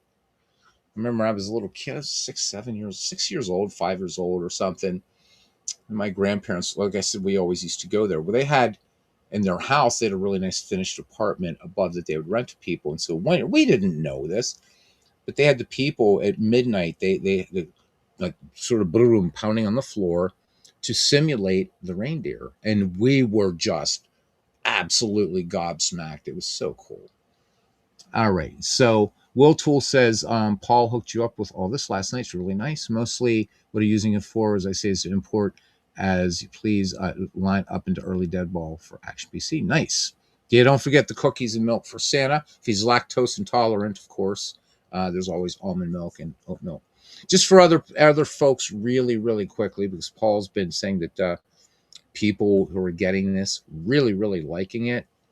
So you can, this is kind of like league creation. You can do lineup manager. You can edit players, add new players. You can bulk edit rosters. You can create a new league from CSV. You can import stats from a common delimited file, factory reset of everything, delete teams. This has a schedule editor, which we've been waiting for forever in Pocket Pen and Run Baseball. And then all this data and security stuff down there. This will work with any baseball game if you get, and Paul's distributing this free, by the way. So just friend him up on Facebook. But you know, and he's not asking a dime for this. And this is really, really incredible. And Paul is giving this away, and he programmed this. And no, this is not Paul doing AI. This Paul is a software engineer, so he programmed this thing. As played lineups for the 1890s. I don't know. Well, I would have to check that. I've never I've never really done much 19th century baseball and pocket pennant run baseball. I really haven't. My go-to game for 19th century baseball is out of the park baseball. Pretty much exclusively. So that's it. That's there's so much with pocket pennant run baseball. My God, you can even use these just to print season or team or player cards. Um, it can just do that. So if you wanted to print cards, again, let's stick here and let's go for the 1972. And this will do the whole season right here. If I do print season player cards and I was playing cards and dice pocket pennant run, if I click this, it's going to do every player next season. Boom, done. Pretty nice. No outliers either. Everybody's here. So that's it. Now let's go to pocket, or now let's go to Digital Diamond for anybody that's brave enough to hang out. Boom, boom, boom. So no, I never tried. I think I tried 19th century baseball with this, but I should say, okay, let me qualify my last statement. Action PC Baseball is the only baseball game that will play by the different rules as they're developing in baseball in the 19th century, but only if you play in pitch by pitch mode. So if you're playing the 1882 season, I think it was 1882, it was like 6 balls for a walk or something like that. If you play in pitch by pitch mode, those are coded into the game. And Action PC Baseball is the only game that does that. So it's great that the games that we played, each one has like this one thing that's super unique. So Out of the Park Baseball would be, well, it's got a lot of unique things, but the Player Development Lab, you know, Action PC with the batter pitcher and analysis tool that's unique to that game, and so on and so forth. So, all right, guys, let's do a game. I don't know. Do you guys want something a little modern, something a little bit more old timey? Doesn't matter to me. Um, let's do something a little bit more new timey. New timey. So we're going to go the all-time great players, volume 2. A little bit more, which you guys are going to be more. Yep. Boom, there we go. And let's do a scheduled game. Let's see here. Anything look interesting? So these leagues are already set up. Let's see what's in number 1. So you get a lot for your money from this game too. You really do. Boy, all these games look kind of meh to me. Or what do the kids say these days? Mid. Let's play the Giants versus the Orioles. Let's do this one. Okay.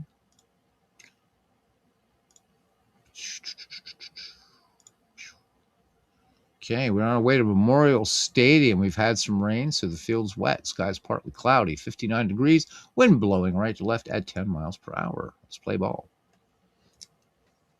Midlife Crisis says, last 1 year, we had Mickey tell you from a Christmas Disney trip, had sleigh bells. Get my daughter to go to bed, went outside and shook the 200 window. She panicked. That's awesome.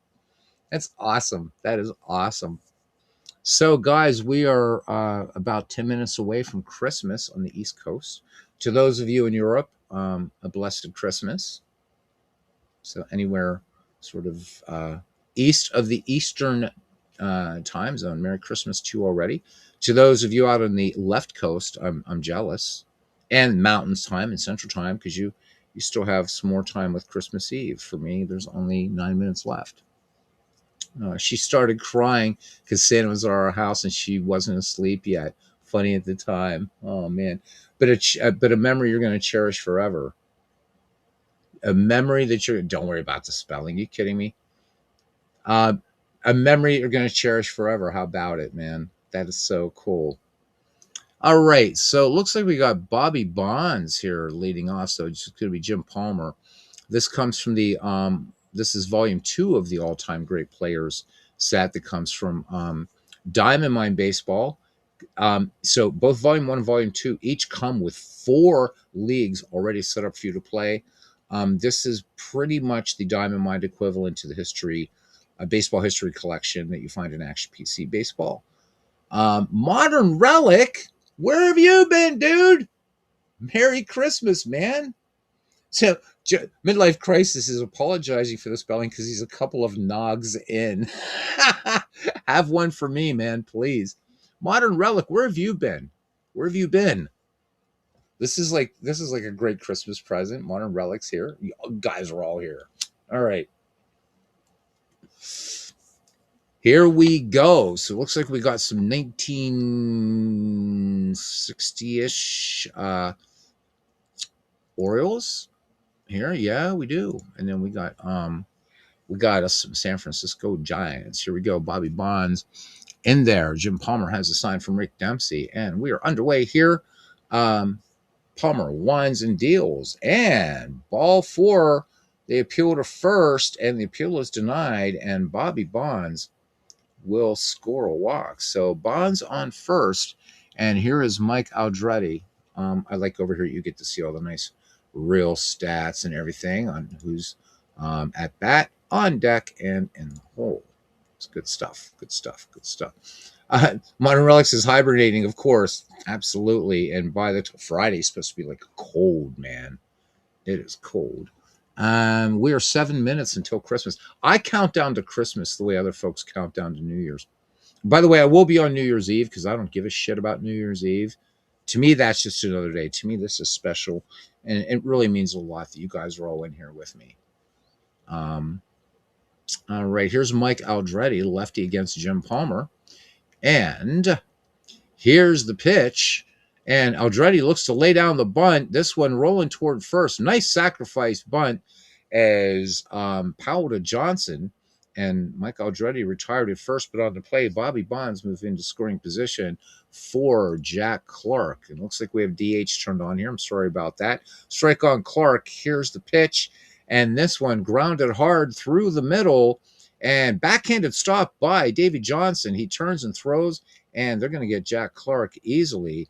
On the play, Bobby Bonds moves to third. I forgot to turn off the DH in this league. Holy hell. All right, here's Darrell Evans. We're just having fun anyhow. All right, Palmer working out of the stretch here. 2 outs here, top of the first. Giants batting. The 2-0 pitch on the way. Palmer comes to the plate. Low fastball rolled slowly to the left side.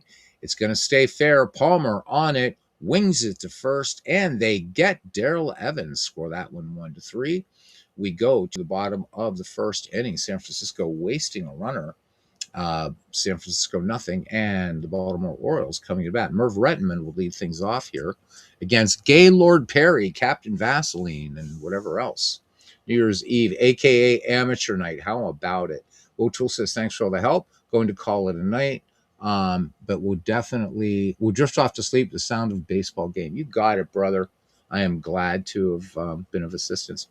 By the way, guys, there is a way that you can bring in like ballpark photos into a Diamond Mine Baseball. I like this look of Diamond Mine Baseball, but you can really tart this game up if you want. All right. So back to it. Here we go.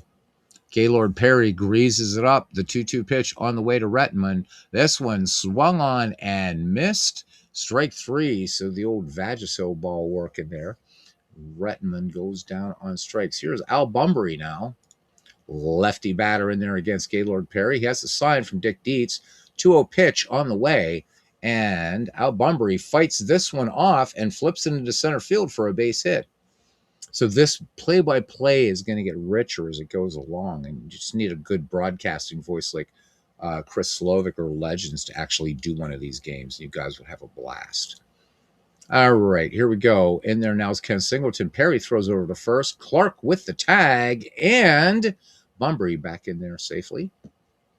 All right, rewind it, do it again. And here's the 2-strike delivery from Gaylord Perry. This one a forkball and a swinging strike 3. So Singleton reaching and missing on that pitch. All right, 2 down here in the Baltimore first brings up Boog Powell. And throw to first. This one a low throw. Clark stops it with his body as Bunbury gets back in safely. That could have been trouble because Bunbury can turn on those jets. All right. Powell back in the box, and here's the pitch from Gaylord Perry at pitch out, and nothing doing. Bunbury not biting. Perry doing everything he can along with Dick Dietz to keep Bunbury honest over there at first base. And now the count is full, and Bunbury off to the races. Powell strikes out. Are we going to have a strike him out, throw him out? And, well, apparently that was out number 3, so it doesn't matter. All right. See, I'm getting tired. 3 minutes till Christmas. Top of the second inning. And it's going to be Dietz, Whitfield, and Henderson due up for the San Francisco Giants. So the nice thing about this, too, is there's different. This is like a huge all-time greats collection of teams, but they're from there. So there's like, I don't know, maybe 5 or 6 Giants teams just in this, and there are no doppelgangers at all. So good stuff. Truth Hurts Wilkie. He says, try to get my friend Rocky to come on with us some night. Yeah, he knows how to tweak some of the play-by-play and the coaches' names. I'd love that. I would love that. So again, Truth Hurts Wilkie. He's involved in all kinds of Diamond Mine baseball leagues. Long time Diamond Mine player, and has taught me quite a bit about this fantastic baseball game. Absolutely love this baseball game. All right, here we go. Jim Palmer ready to deal to Dietz. The count is full. Palmer works. And Dietz went rung up by the home plate umpire, and he will go down on strikes. So score that one a K. And Jim Palmer spanned his first one. All right, here's Terry Whitfield now standing in, lefty against Palmer. And the count, no balls, 2 strikes. And this one, a drive by Whitfield to deep center field. Going back is Paul Blair on his hort. This one dying, and Blair pulls it in near the track. Paul Blair, just every project. He's one of these players, man. He's just incredible. I've run so many projects where somehow Paul Blair is there, and just superlative player, huh? We all know that, but it's great to see them performing in these baseball sims as they're supposed to do, right? If you double click on any player, by the way, you can see the player's card, and there's a lot to a player card, and it will track everything. So if you're familiar with, if you play Action PC Baseball, you can definitely see that Action PC very much influenced by this game. So really good, and you get to see the nice ratings down here. So great stuff. And you can do it. You can look at their ratings for different parts of the season. So it will, or ratings and stats. So good stuff. All right, here we go. All right, the count, 2 balls, 2 strikes on Henderson. And here's the pitch from Palmer. Check swing. No. Ump says he went around. So Henderson goes down swinging. So Jim Palmer retires the side. And we head to the bottom of the second inning. No score here at Memorial Stadium in Baltimore. Doug DeCinces will lead things off here. Davey Johnson and then Paul Blair for the Baltimore Orioles. Perry has a sign from Dick Dietz, and the count is full on Doug DeCinces. Perry works home. High fly ball, shallow center. 3 men chasing, and it's going to be Harrelson providing generalship and making the catch. So one away now. Here's Davey Johnson in the box. Perry looks in. Here's the 2-2 delivery and a swing and a miss. Perry gets the strikeout with the fastball. With a little something extra on it, I'm sure. So 2 away, and here is Paul Blair wearing Yankees livery, but playing for the Orioles here. 1 ball, and here's the pitch. Swung on, popped up, and Thompson at second is going to make both the call and the catch. Score that one 4, and that ends the inning. We go to the top of the third. Still no score, so you can see this game moves very, very quickly. All right, here's Robbie Thompson. Jim Palmer ready to go now. And the 0-2 pitch. Thompson tries to check his swing. Dempsey appeals to the first base umpire, and they say he went around. Palmer picks up another K. So that's the 3rd strikeout of the game. And Merry Christmas, cousin Ken Castro. And gentlemen, it is officially Christmas 2025. Now I got to wait 364 days for my favorite night of the year, again, Christmas Eve. But to me, it's still Christmas Eve because it's still dark. So Merry Christmas. Cousin and I are replaying the 1912 World Series. I'm managing the Giants. He's managing the Red Sox, and we got a good series going right now. So looking forward to continuing that. Slash Deep says, Beatles, what does this cost for the PC so I can manually enter plays from all the other Dice and Cards game? So you can manually enter plays from all the other.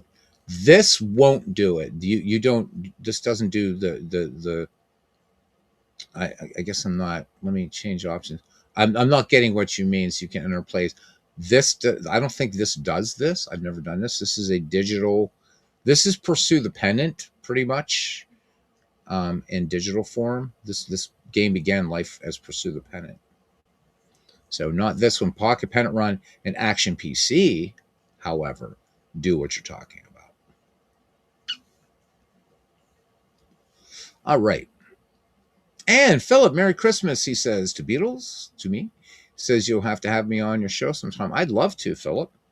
Maybe we'll make, maybe this weekend, we'll make this we'll do an all guest weekend or something. I think that'll be a lot of fun. So anybody wants to come on, we'll do that. Okay.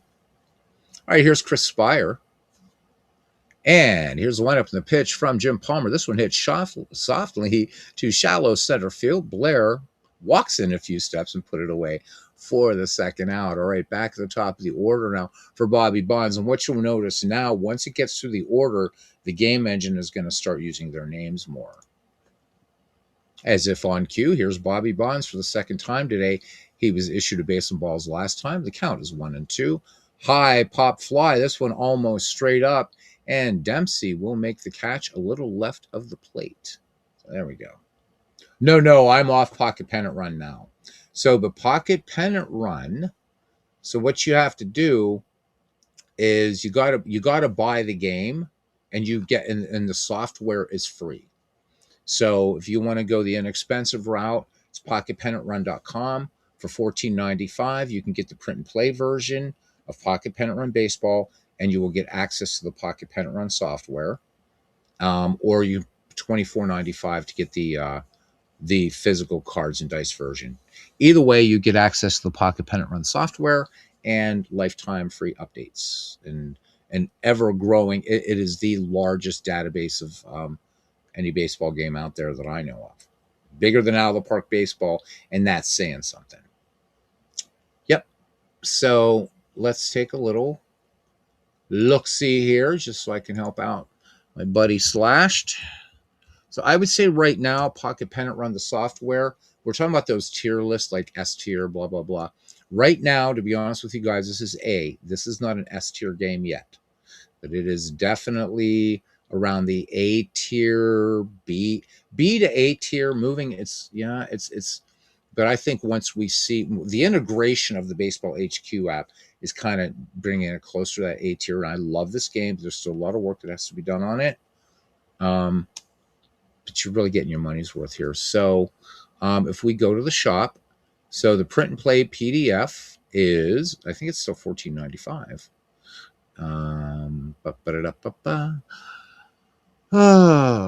These mats are really nice, by the way. If you want to get it, there's what the game looks like. The cards are beautiful. The box is small, man. It's really, really small. But how much is this thing? Yeah, $14.99, and you get access to the. Now here's what the base game set will come with a small box. You can also get, if you want to spend a little money and help these developers out. Look at this, man. You get these nice mats with all the play results there. So there's one for the so-called modern era, and then one for the dead ball era. I went pretty much all in on Pocket Pennant Run because I believed in it, and this was before the Pocket Pennant Run software was actually something that you could even play. So I've told Craig, I said, my God, you guys are giving away something that's absolutely fantastic. So, cousin, did Dwayne inform me that you started your number one twice? No, I did not. No, I did not. Dwayne's wrong. Dwayne is absolutely wrong. And I can go back and share those box scores. I did not start my ace twice. No, I didn't. I did not, man. And you want me to look right now? I'll show you. I think Dwayne's smoking something. We'll get through this game. Well, we're not going to get through the whole game. But let me see. Let me see. So let me log in. Dwayne's causing trouble all the time. I don't know about this guy. View game history. Well, shit.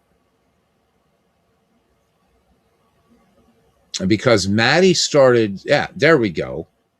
Because Mathewson started the second game. All right, so where's my first win? Here.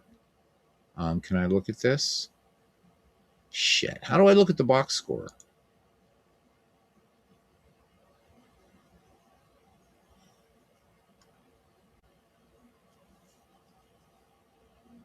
No, man, I didn't know. I did not start Marquardt. I did not. No. No. I did not start Marquardt in the first game. Because Marquardt, the Hall of Fame pitcher, man, but he makes me nervous. And there's a reason he's the number 3 in that rotation, dude. Let me look on Baseball Reference. Because I believe, let's go to the 1912 World Series. You guys always get me all crazy here. Because we were talking about this World Series before we played it.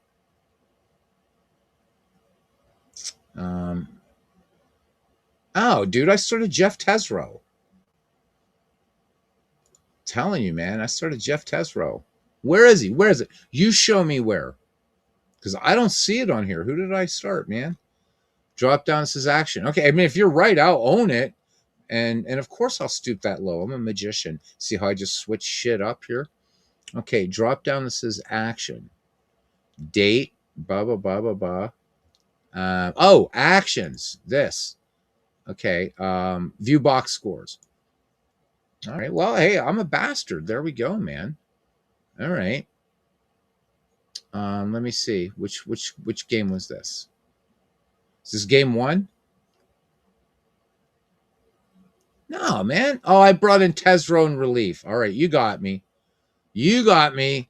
I suck, but it is what it is. You have to deal with it. I'll start Mathewson every game. Yeah, Tesreau came on in relief, but I still beat you fair and square in the first 2 games, dude. So that's all right. Okay, Dwayne, I sit corrected. I could swear I started Tesreau in the first game. I really thought I started Tesreau. Okay. Because I feel, I mean, no disrespect to the great Rube Marquard, but I feel a little bit more comfortable with Jeff Tesreau as a starter. So that's all right. That's all right. That just makes you up your game more anyhow, you Puerto Rican ponce, you. All right, so I'm busted.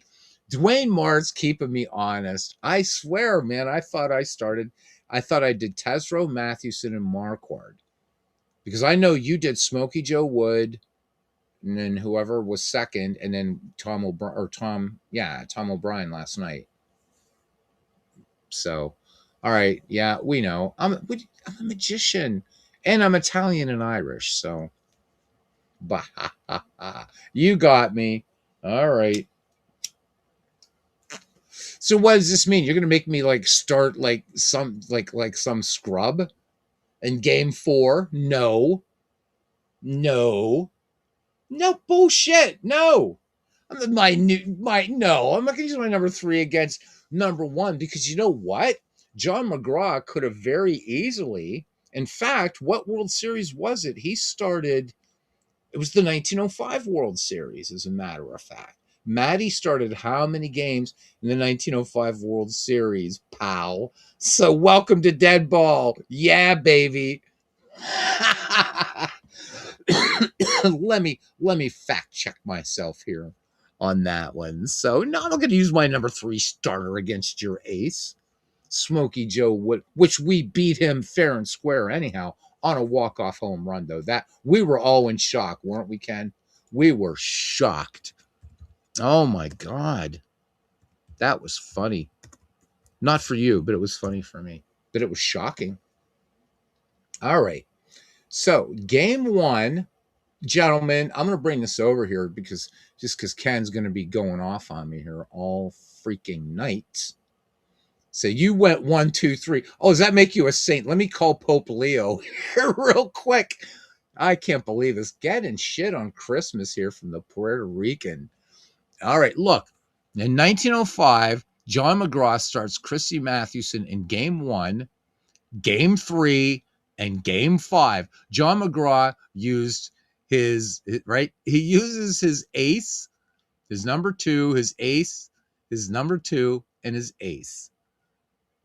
Let's see what did so Connie Mack, right? Mack starts Eddie Plank, Bender, Coakley, and then Plank and Bender. So he's using a 3-man rotation, and John McGraw used 2. So let's say that I'm playing 1912 in the spirit of 1905.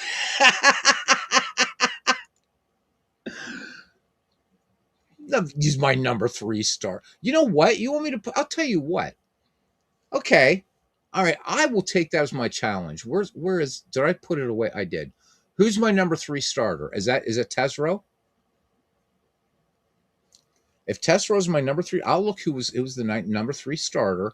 All right, I will. I'll take up your challenge. All right, dude. So here we go. Everybody's gonna be like, Merry Christmas. It's 1912. Let's look at the 1912 World Series, and we'll see who McGraw started, and then if I'll change it about. All right. All right. So we're going into game 4. I'll start Jeff Tesro. Okay. And you'll start Smokey Joe Wood. Okay. Fair enough. Does Pocket Pennant Run have bugs? Pocket Pennant Run does have some bugs. Fucking A. Ken Castro. I love fucking A. Because nobody ever told me what the A stands for. Oh my goodness. So it will have, you won't lose your stats. Tomorrow night, Christmas night, yeah. Bring it on, Biznitch. What time? Biznitch. Haven't said that since the Snoop Dogg days, right? I'm so mid. I know it. There we go. See, mid. That's what the kids are saying these days. So I'm very mid. I don't have a midriff. I'm a thin person, but I'm very mid. Tomorrow night, brother. Jeff Tesro versus Smokey Joe Wood. Then you'll tie the series, and I'm going to bring on Mathewson and make you cry after that. How's that sound?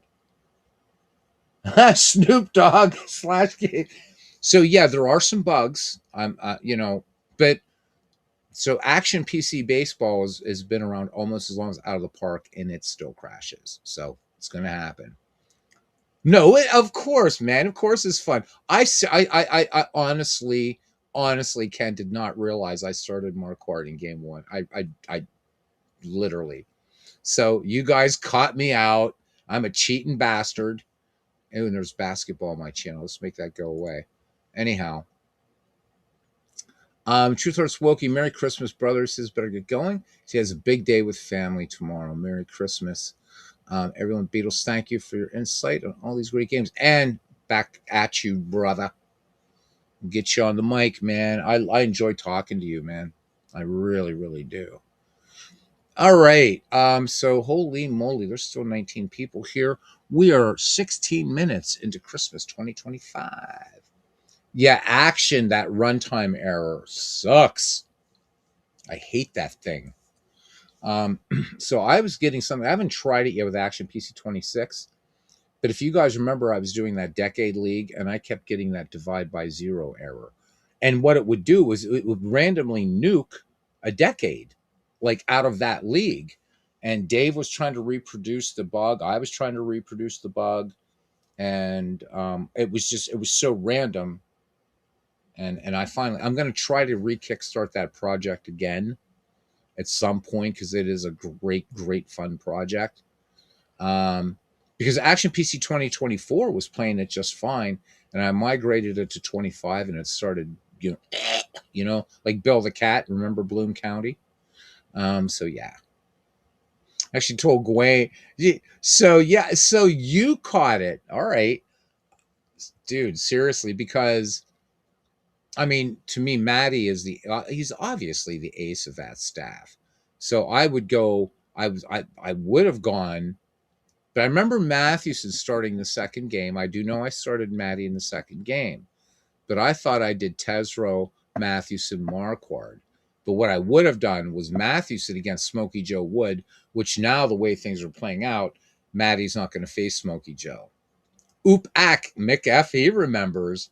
Welcome in, Merry Christmas, Mick. If you are if you celebrate it, and if not, just good evening, brother. Whichever which. All right, can figure out the bugs before action. Could ever pretty crazy. Then I should have gotten in touch with you slashed with that weird thing. So how's the Diamond Legends thing? When are you guys? Is that like officially started yet, or what? Because that looks super super cool. Steve was explaining it, how you guys are going to do it, and I didn't know if you guys were. I'm not going to play. I'm just going to have time, but any managers, it looks like such a cool project the way they're doing it. It's not going to be Field of Dreams this time. They're actually using a contract model, so that should be fun. That should be fun. Using every season, 1901 to I guess 2025. Slash Deep, he's been at it. Hey, there's Aaron Reed. He says, Merry Christmas, the man of 1,000 voices. All right, let's move a little bit ahead here in this game. Here's Rick Dempsey. All right, 1-1 pitch to Dempsey, and here's a shot to very deep left. Mike Aldretti going back, slips and stumbles, but stays with the ball and pulls it in. Great play out there by Mike Aldretti after losing his footing on the wet grass. So again, nice thing there, right? So the game told us there's rain, and that actually came into play. Aldretti staying with that ball. All right, here's Mark Belanger or Mark Bellinger, or however you want to say it. And the payoff pitch from Gaylord Perry. This one a curveball, grounded back up the middle. Chris Spire has it, throws across just in time. Score that one 6-3, 2 outs, and we're back at the top of the order. And here's Merv Rettenman batting from the right-hand side as he steps in. Strikeout victim his last appearance. Count full, and beaten down the third base line. Evans backhands, long throw, and too late. Rettenman just beats it out. So score that one, a little infield single action. And Baltimore with the second hit of the game. So Cousin Ken caught me out using Marquard twice. That's probably why I lost game 3. Karma, baby. All right, here's Al Bumbry. I own it. All right. So Clark is holding Rettenman close at first. 2-0 pitch, and here it comes. Ground ball in the hole on the left side, and Darrell Evans is going to go to second, and San Francisco gets out of the inning. We go to the top of the fourth. We are scoreless here in Baltimore, and that's all I'll say right now, as Jim Palmer is going to face Aldretti, Clark, and Evans. All right. Palmer pitching a pretty good ball game right now. And that's all I'm going to say. But so's Gaylord Perry. Yeah. All right. 1-0 pitch on Aldretti. Palmer kicks and fires. This one hit up the air into the right center. Rettenman is on the run, but he's not going to get to this ball. Aldretti making the big turn at first. He's going to try to make 2 here. The throw in. Aldretti slides. He is safe. So Aldretti, Mike Aldretti with a leadoff double and a great play out there in left field. So Aldretti having a good game thus far. And here comes Jack Clark. So Jack Clark, not to be trifled with, 31 home runs in the league. So the righty stands in. Aldretti moves off the bag at second. Count even, 2 balls, 2 strikes. This one on the inside corner, and Jack Clark caught looking. All right, so 1 away, and Jim Palmer picks up his 4th strikeout of the game. All right, but the no-no now broken up, so we have Dueling shutouts going on, by the way, is Aldretti able to break up the Jim Palmer no-hitter as we enter the middle innings. All right, one away, and here is Darrell Evans. So lefty comes to the plate. He was out in the ground ball last time up. And the delivery from Jim Palmer. This one fisted to shallow left. And Singleton in there to make the catch. All right, 2 down for Dick Dietz. Palmer ready to rock. Dietz in the number 5 hole struck out his last time up. Aldretti with some speed at second. Ball 1 on Dietz. Palmer comes home with it. And this one hit the second off the end of the bat. Davy Johnson coming hard. Bare hands it. Guns it. This is going to be close. And Dietz is out. Bang, bang play. Score it 4-3. And that would do it for San Francisco. We go to the bottom of the 4th. Still no score here at Memorial Stadium. Ken Singleton will lead things off here for Baltimore, followed by Boog Powell and Doug DeCinces. All right, Singleton in there, struck out his last time up. Gaylord Perry stands in. Here's the wind and the pitch. Swung on and hit. The bat barrel going right by Perry. The ball going to Thompson, who will make the play at first. Score that one 4-3, and that little bit of timber to the wood stove. All right, here's Boog. Boog up there batting in the cleanup spot. 1-2 pitch on the way and gets Boog Powell. Gaylord Perry has fanned 5, and he's gotten Boog Powell each time he's been up. So both of these pitchers bring in the proverbial A game as Doug DeCinces steps in, hot corner man. 2 down here in the bottom of the 4th. And Perry toes the rubber and the pitch. DeCinces lifts the first pitch out to right center. Bonds and Henderson are there. Bonds signals for it, and he will take it to retire the side. We go to the 5th inning, and we are scoreless. As Mick says, love Diamond Mines play-by-play. Best in the damn business. How about it? Terry Whitfield is up. So it's going to be Whitfield, Henderson, and Thompson due up for the 9 by the Bay. Whitfield lefty in the box against Jim Palmer. Jim Palmer's fan 4. Perry with 5. 1-2 pitch on the way. Palmer comes home with it. And Palmer bottoms out a breaking ball, getting the strikeout. All right, 1 away. Here's Ken Henderson now. He's 0 for 1 on the day. Struck out back in the 2nd.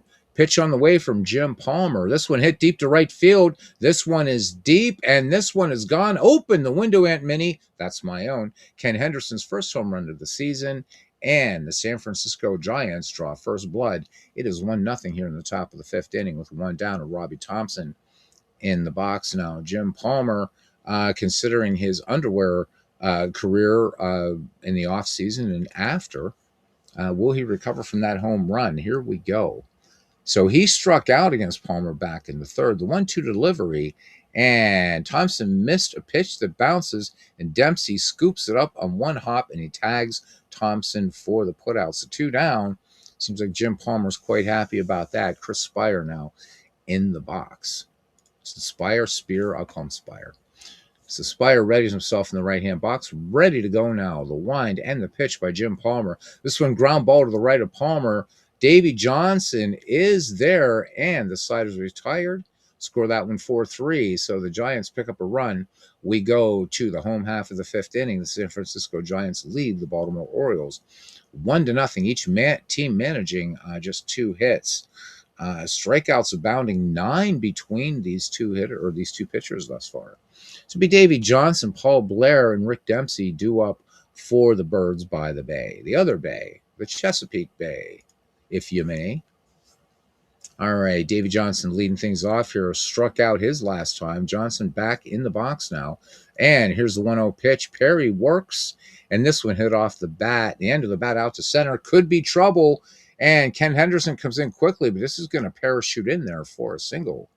All right, so Davy Johnson aboard. Would be awesome with a good AI voice. No kidding. Hopefully Imagine Sports will, whether they actually have the budget to do that, though is anybody's guess. I still think I still think that it's going to be out of the park, and that's really, I think, out of the park. That's going to be their next logical step as AI voicing becomes more feasible. Unless Out of the Park would like to shoot maybe $50,000 or $60,000 to somebody like John Miller or something to call it. Just don't get Joe Buck, and everything will be fine. Aaron told me that Joe Buck isn't even doing baseball anymore. So, see, there we go on the celebration of the incarnation of God. Right, Christmas. That's what it is. It's a celebration of the incarnation of God, Emmanuel, God among us. Uh, Proof that there's a God is that if Joe Buck is not doing baseball anymore. So if anybody needed proof, atheists out there just shut you down, right? All right, here's a great center fielder, Paul Blair, one of my favorite players of all times, batting in the number 7 slot. He popped up to Robbie Thompson last time up. Both Evans and Clark in on the grass. Perry from the stretch and the payoff pitch. Blair swings and he misses Perry's low offering, and he is gone. And Gaylord Perry has just fanned 6th. The best announcers are deceased. I totally agree with you, John.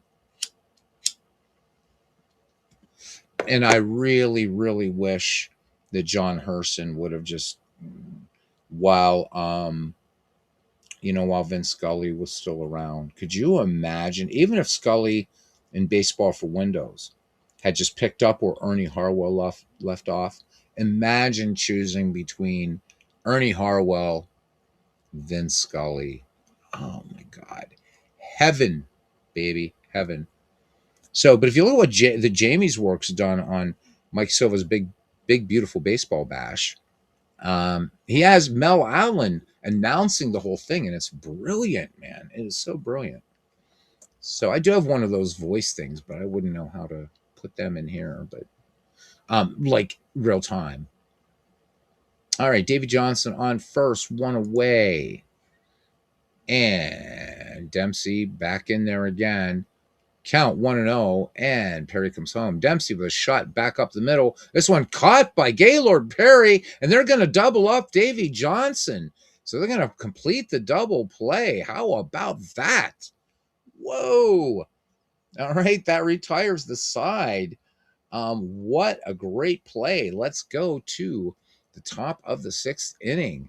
And it is 1-0. Good old-fashioned pitcher's duel going on between two greats, Jim Palmer and Gaylord Perry, and his arsenal of lubricants, friction-creating devices.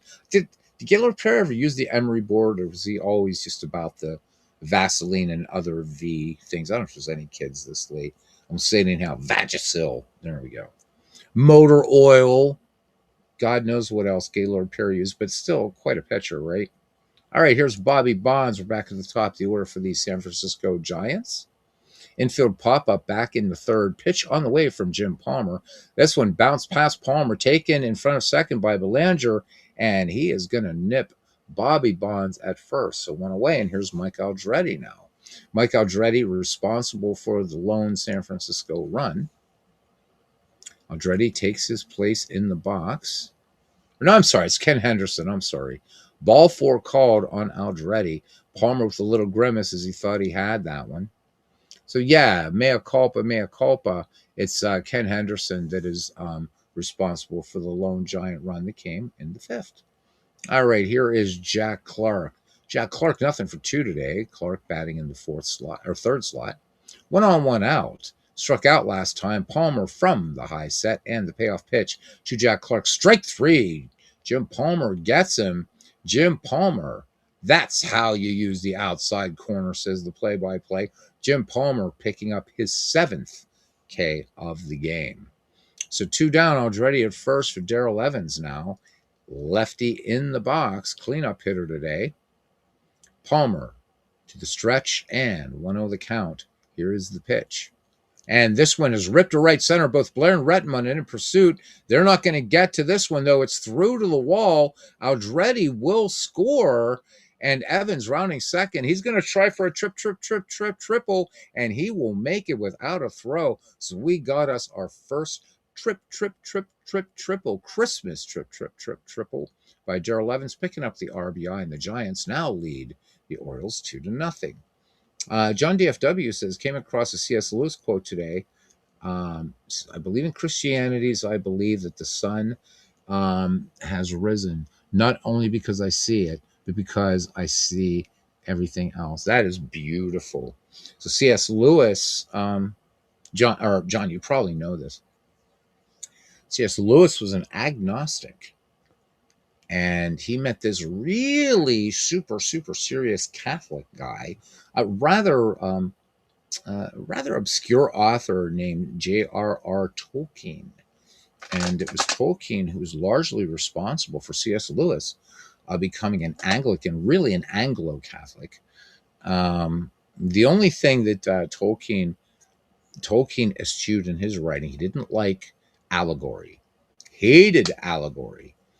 And so they, and of course, they were members of this writing group called the Inklings, so a little back history there. Um, and so Tolkien was not a fan of the Chronicles of Narnia because he said to C.S. Lewis, "You put Jesus in a lion's skin because Aslan is Christ. It is an allegory for Christ." Whereas a Tolkien, you would see like the Christ figure in Gandalf, you would see it in Aragorn and in Sam Gamgee in The Lord of the Rings. So like Galadriel, for instance, is not a direct, right? It's not an allegory. It's not a direct representation of the Theotokos, as we say in the East, so Virgin Mary. But that being said, Narnia, the Screw Tape Letters, C.S. Lewis, what a great, great, great author. And if you read their books, Tolkien's a little bit more subtle, but they're both very, very firmly based on their respective high church / apostolic Christian beliefs. Beautiful stuff. But that is a beautiful line. I'm going to put that up here again because I think it's really, really awesome. I believe in Christianity as I believe that the sun has risen, not only because I see it, but because by it I see everything else. I think it's just beautiful, you know, really is. Thank you for that, John. All right, here's Dick Dietz now batting with Darrell Evans just 90 feet away, and the San Francisco Giants raising a ruckus here in the sixth, so adding to that 1-0 lead. Jim Palmer is going to have to work out of the stretch, and here's the mule, bounced out his last time up. Count 3-0. This one just off the plate, and without seeing a strike, Dietz will draw the base on balls. So Jim Palmer now has, in addition to 7 Ks, has issued 3 free trips down to first base. All right, here's Terry Whitefield now batting with 2 down. Whitfield looking to try to bust things open. Chinks in the armor of Hall of Famer Jim Palmer. All right, he struck out his last time up. Here's the 0-1 pitch. This one bounced to second, and Johnson ranging to his right goes right under his glove, and Darrell Evans is going to score. Men on first and second. Whitfield will pick up the RBI, and San Francisco Giants now starting to pull away. It's 3-0. Merry Christmas, Paul. We just sang your praises as I gave Woe Tool a rather lengthy overview and description of the old game flow and pocket pennant run baseball, and just did a quick run through for everybody of Baseball HQ. So it has been Christmas for you for hours. It has been Christmas for me for 35 minutes. But Christmas Eve is my favorite night of the year. So again, I'm so chuffed to have you guys in here. Hope all is well. Merry Christmas, Mrs. Paul. Also, Mrs. Paul Fast Action Cards. Mrs. Paul Fay. So, yeah, may the blessings of the Almighty God, the Father, Son, and Holy Spirit be with you always on this amazing day in the year when God becomes incarnate. Emmanuel, God among us. On the Orthodox faith, this is the second most important day of the year. Easter or Pascha is, of course, the fulfillment of all that. But Christmas, peace on earth, goodwill to all. All right, cool. She's sending kisses. Besame mucho. There we go. That's lovely. Nothing like Christmas kisses. Gotta love them. Thank you, Mrs. Paul. Fast action cards. Appreciate you. And you are a saint. You are a saint for putting up with this person. Yeah, I know you live in an Orthodox country. You do. We're all around you. We are all around you. And with, of course, the recent meeting of Pope Leo and Patriarch Bartholomew, we are closer, closer to reunification than ever before. And should the Eastern Orthodox and Catholic churches, because we are Catholic, we just are not in communion with the Bishop of Rome, the Pope, but we are the official name of our church. For anybody who cares, it's such a long name. It's the Holy Orthodox Catholic and Apostolic Church of the East is the official name of the Eastern Orthodox Church, but we just go by either the Orthodox Church or the Eastern Orthodox Church. The only reason we don't use the term Catholic, even though we are, is because people do get confused and say, "Oh, you guys are Catholics." Yeah, but we're not under the Pope, kind of thing. But hoping for reunification of the faith, because did Christ not say that he prayed to the Father, "You and I are one, and I pray that they shall be as one as you and I are one. And thou art Peter, and upon this rock I will build my church, and the gates of darkness shall not prevail." So I know I'm rooting on the Orthodox side, being a former Roman Catholic. Let's put the band back together, dude.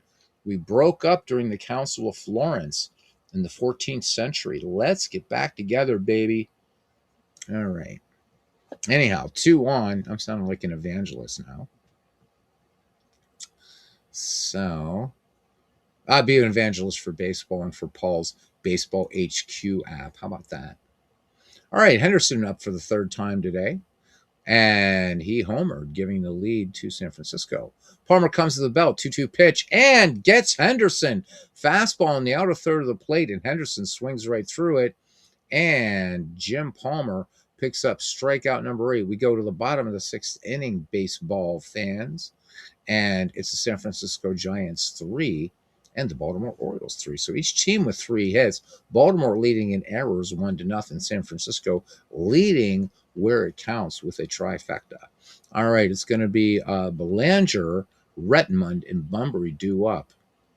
Had I known you were coming, Paul, I would have done a Cubbies game.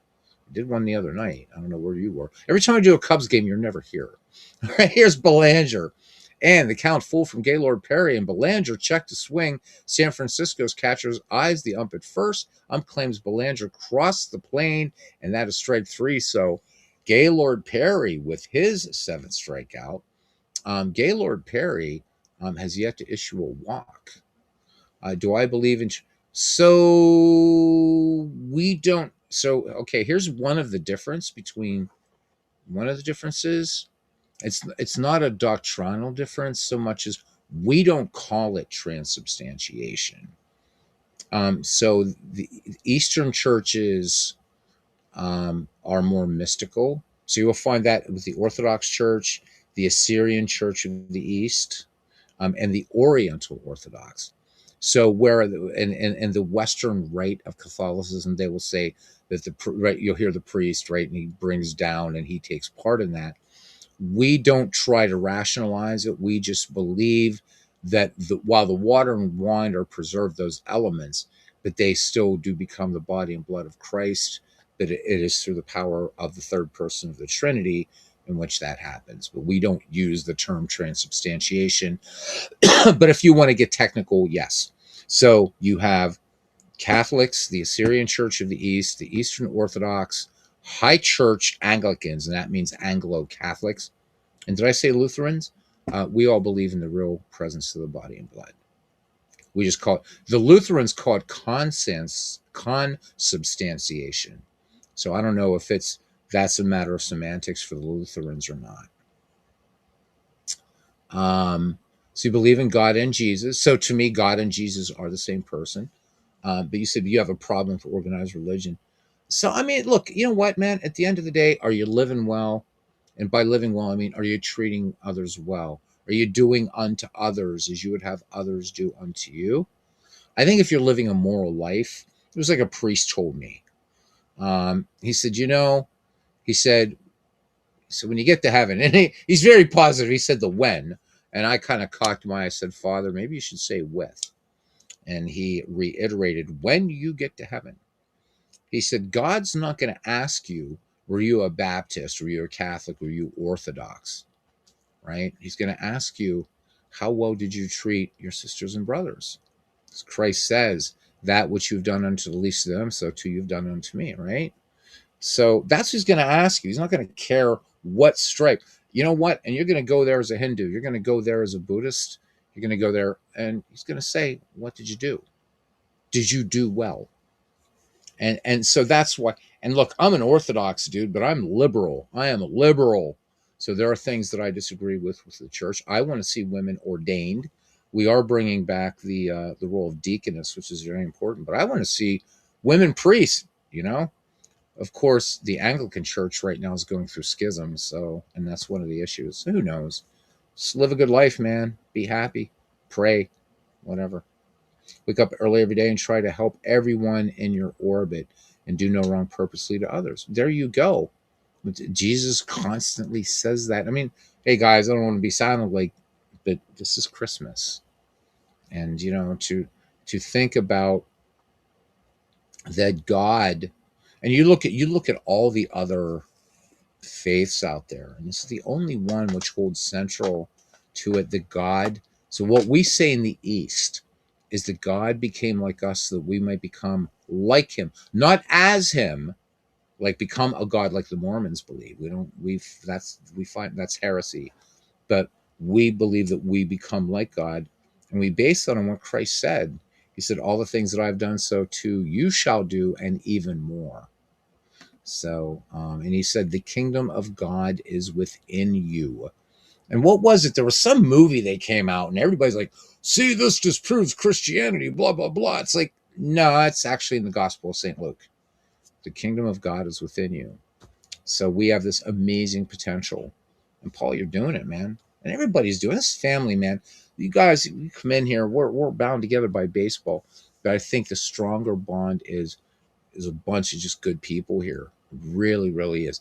Even Ken Castro, in that stretching things, I realize. But even Castro is a good guy. That being said, will I be struck by a bolt of lightning? Like Saul of Tarsus. We shall see. All right, back to the ball game. Maron. We are family. All right. Thank you, brothers. Thank you, brother. Paul, you are too. You wait, you scouser. I got.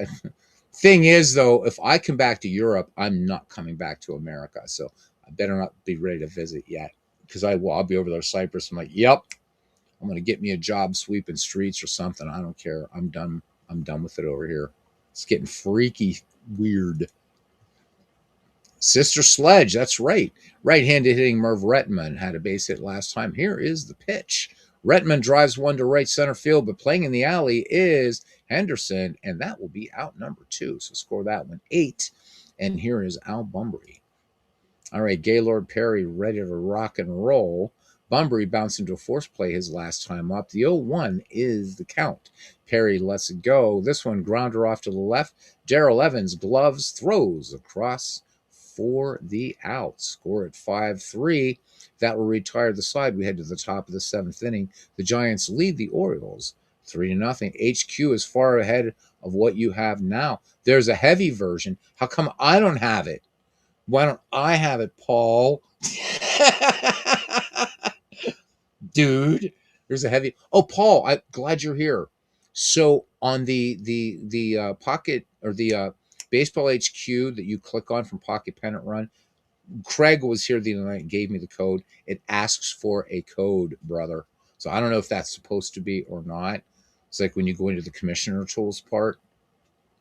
So I'm on the links group. Oh, so I should just download it. Okay. Duh.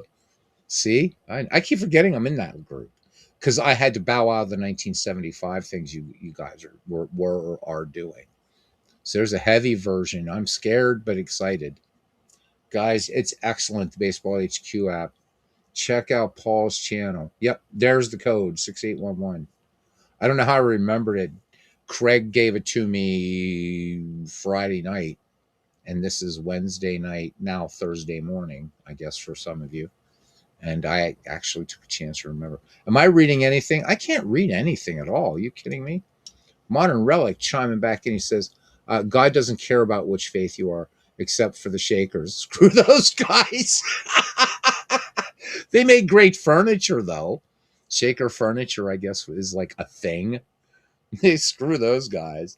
Shakers, man. Yep. No. Every player in every game is rated now. Oh my God. Really? Holy moly. Just turn codes off. You only need the code once. Okay. I ambushed Paul a couple weeks ago.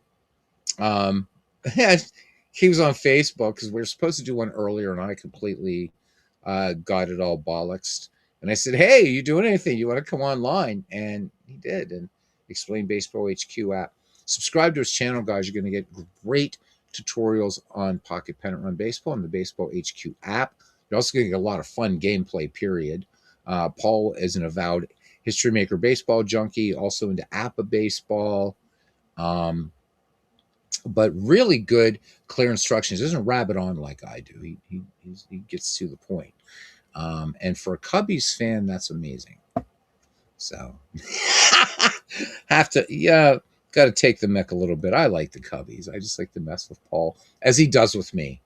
We're being very tame tonight because it is Christmas, right? All right. Here's Robbie Thompson now leading it off here for the Giants in the top of the seventh inning. He is fanned in the third and the fifth. Palmer gets a sign from Rick Dempsey. The 1-0 pitch. This one grounded to first. This one ricocheting off Boog Powell. He's going to recover, and with a few short steps, he's going to tag the bag for the out. You really can't beat the play-by-play text in this. And it brings up Chris Spire. Baseball for Windows is pretty close, though. Spire comes to the plate. Here is the 1-1 pitch. And this one is lofted into the center field gap.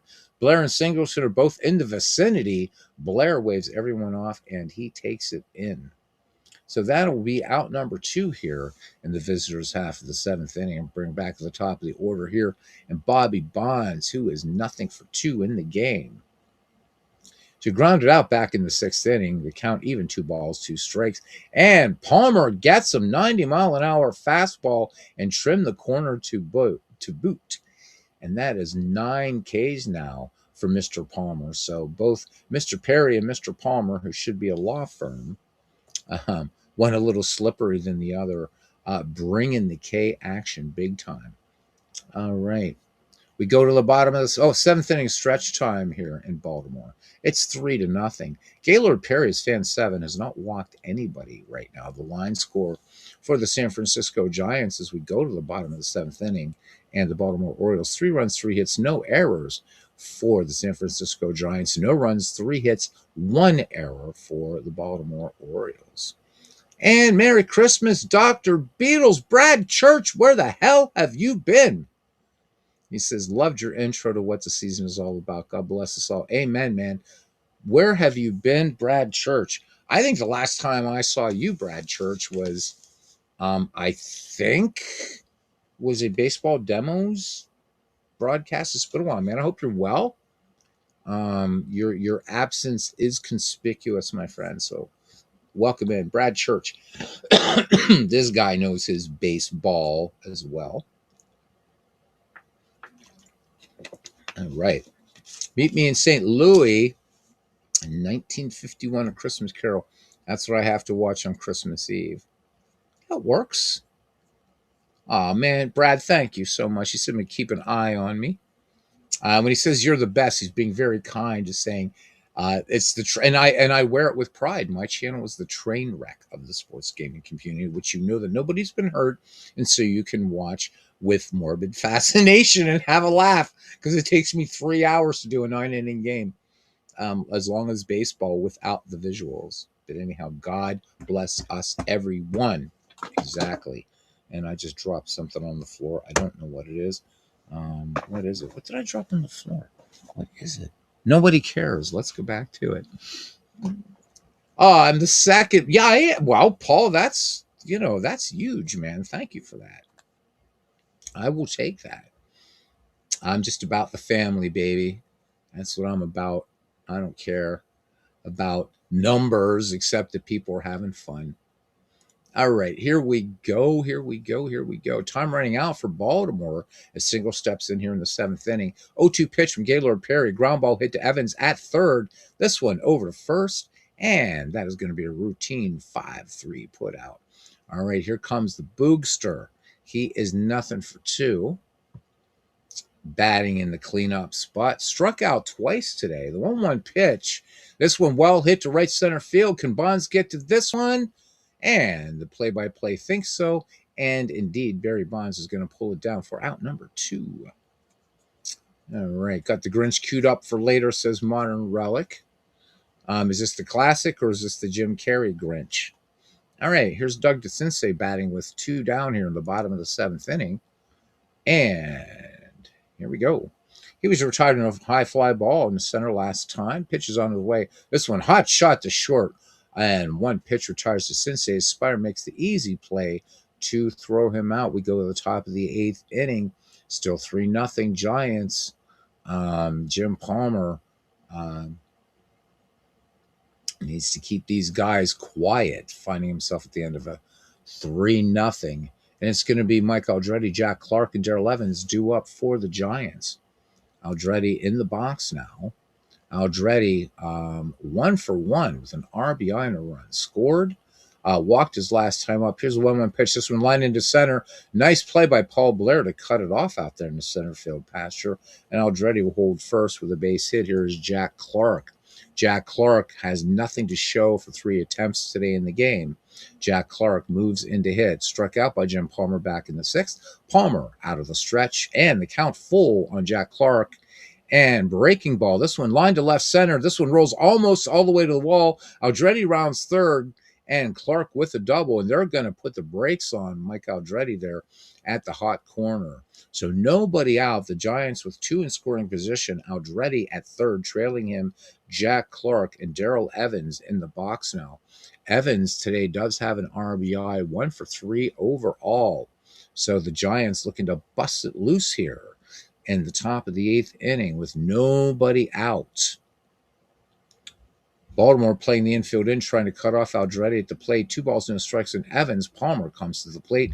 Check swing roller toward third. Aldrete going for home. Up with it to DeCinces. A throw home, and they got him easily because Angel Hernandez was not behind the plate.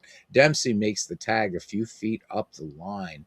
So what a huge play that was. Still 1 down. Jim Palmer cannot let up. Here's Dick Dietz. Dick Dietz, nothing for 2. Jack Clark, 90 feet away. Potential 4th San Francisco run. Palmer's got a job of work to do here. He has a walk in 3 trips. Infield back, a double play death. The count, 2 ball and 2 strikes. And takes an outside pitch to deep right. Rettenmund, careful with his footing, ranges back to the track. Merv will make the play for the second out. Jack Clark is tagging, no chance to get him. And run number 4 will cross the dish for the San Francisco Giants. All right, and it brings up Tony Whitfield. Whitfield, nothing for 3. Evans on at first. Fair speed. This game getting away from Baltimore here in the top of the 8th inning. All right, he reached on an error last time to Whitfield. 2-1 is the count. Palmer lets it go. This one, breaking ball, popped up down the right field line. Going back is Boog Powell. Now Davey Johnson calls him off, takes charge, and has it for the out. All right, so as the play-by-play is telling you, they're Baltimore needing to put a crooked number up on the board. They are down 4-0. Gaylord Perry still looking really strong here. We'll see Davey Johnson, Paul Blair, and Rick Dempsey due up for the Baltimore Orioles. All right, Perry studies the sign from Dick Dietz, and here we go, baseball fans. So Davey Johnson led off the 5th with a base hit for Baltimore, 1-1 the count, and the kick and the delivery swung on, bounced to short. And that's where Chris Spire plays. Up, over, and Johnson is the first out. All right, here's Paul Blair. So the only three Orioles who've gotten any hits off of, pardon me, Gaylord Perry have been Merv Rettenmund, Al Bunbury, and Davey Johnson. Paul Blair, superlative center fielder at the plate. Struck out his last time up. Count full, and this one up a little too high. Blair leans on it, but does not go around, drawing the base on balls. So Gaylord Perry giving his first free pass of the day. So here comes Rick Dempsey now. See what Dempsey can do. Nothing for 2 overall. Blair, pretty good speed there. And we have us a pinch hitter. So Terry Crowley is going to come in now. Looking at Terry Crowley's numbers in this file, a 250 average for him, 17 home runs, 86 runs batted in.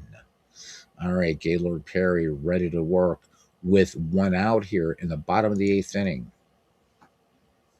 Perry with a quick move to first. Blair back well ahead of the throw. Blair can take off. And out of the stretch comes Perry. 3-1 is the count. 100th pitch from Gaylord Perry. And it's ball 4 bouncing in the dirt. Baltimore now with 2 on. And things are getting interesting, my friends. Modern Relic says, interesting tidbit. The actor who played Tiny Tim in the 1938 Christmas Carol is still alive. Wow. Wow, wow, wow, wow. So, I mean, he's like around Dick Van Dyke age kind of thing, right? Because Dick Van Dyke, God grant him many years, and God has granted him many years, 100 years old. That's really wild. 1938. So a Tiny Tim, he's like 6 or 7 in that movie. So, or in the story, in the Dickens story, I'm sorry. So that's really cool. Thank you for that, Modern Relic. All right, Paul Blair at second, Terry Crowley at first. Here's Mark Belanger. Belanger, nothing for 2. Are they going to pinch hit for Belanger? What is Mr. O. Weaver going to do? He's going to bring in Ellie Hendricks. So Elrod Hendricks, a 225 average in the file. He's gone yard 20 times with 74 runs batted in. Here's the pitch by Gaylord Perry. The 1-0 is the count. And this one hit down the left field line. A majestic fly ball, not very deep, unfortunately, and over for the catch is Mike Aldretti. Paul Blair will hold at second. So the Baltimore Orioles with 2 outs could be missing a platinum opportunity to get back into this contest. When we go to the 9th for the New York Giants, it'll be the bottom of the order: Henderson, Thompson, and Spire. Okay, Rettenmund in the box now, 1 for 3 today. 2 on, 2 out. Here is the pitch. This one down in the dirt, and Dietz gets behind it. It's off his chest protector, rolling towards the dugout. Blair moves along to third, and Terry Crowley will move into scoring position. And that's going to be a wild pitch on Gaylord Perry. And they are taking their time here with Perry pitching a 3-hitter right now. But you don't want to give these guys any quarter. Big bats coming up here pretty soon for the Orioles. 2 down. Rettenmund back in the box now. And here is the 2-1 pitch. And this one is hit hard and down the third base line. A ground ball that went right over the bag. 2 runs will score. Blair and Crowley will score. Merv Rettenmund picks up the 2 RBI double. And just like that, in the bottom of the 8th with 2 down, the Baltimore Orioles cut the Giants' lead in half. It's 4-2. So Modern Relic, talking about A Christmas Carol, has both the 1938 and the 1951 versions. What a great, of course, A Christmas Carol, the prose, the Dickens is so dark. But what a great story. I think Dickens masterfully captures. Wouldn't be a classic, would it? I mean, here I am being bloody obvious again. All right, Al Bunbury bats with Rettenmund in scoring position and 2 down. Baltimore making something happen here in the 8th inning. Can they keep it going? Bunbury in there, bounced out back in the 6th against Perry. 3-0 pitch. Perry behind him.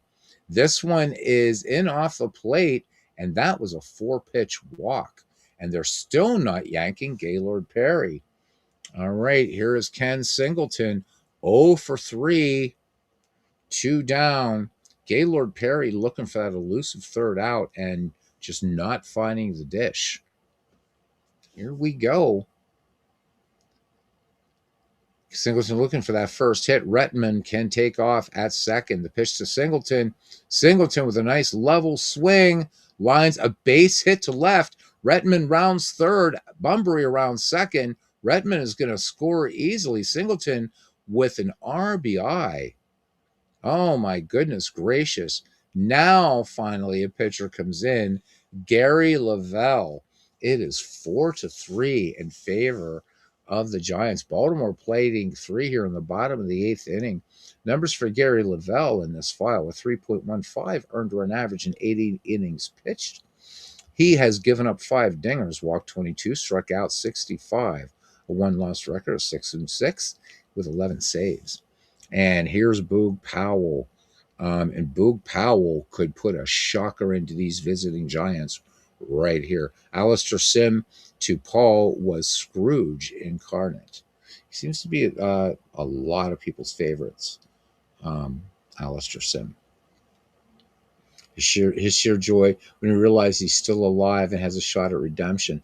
What else can we all ask for? Amen, brother. Amen to that. All right, here we go. So Gary Lavelle in there, and we're going to have a pinch hitter. So Boog Powell goes out, and Lee May comes in. Lee May with a 267 average in this file, in the league. Let's just call it in this league. 31 home runs, so bringing a little bit of firepower here, these Orioles and Earl Weaver. 102 runs batted in.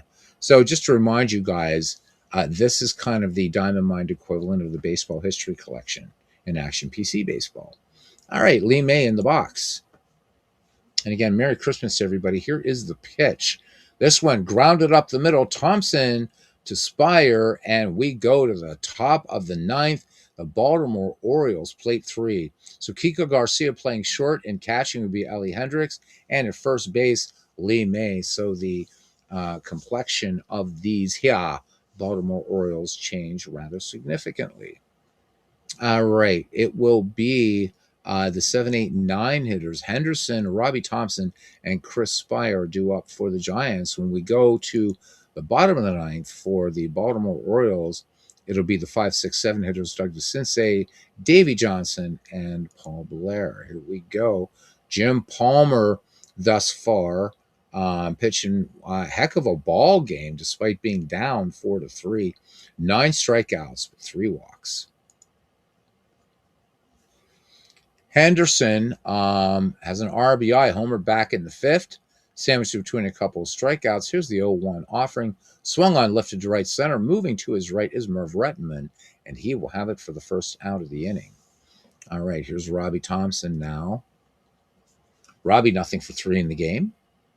He was out on a bouncer last time. 0-1 pitch in the way, and base hit, line drive out to center. Thompson loves that pitch out over the plate. And the San Francisco Giants pick up their 6th safety of the game. Chris Spire in there, Robbie Thompson. Decent speed at first. Jim Palmer ready to work.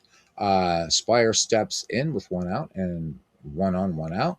Pitch on the way. Thompson gets a single to steal, but didn't get a good jump, and a strike on the corner. All right, rewind it. Do it again. That's what they say. Palmer from the stretch and the 1-2 delivery. Fly ball to Rettenman in right. Rettenman settles under it, and he will make the catch. 2 outs now for Bobby Bonds.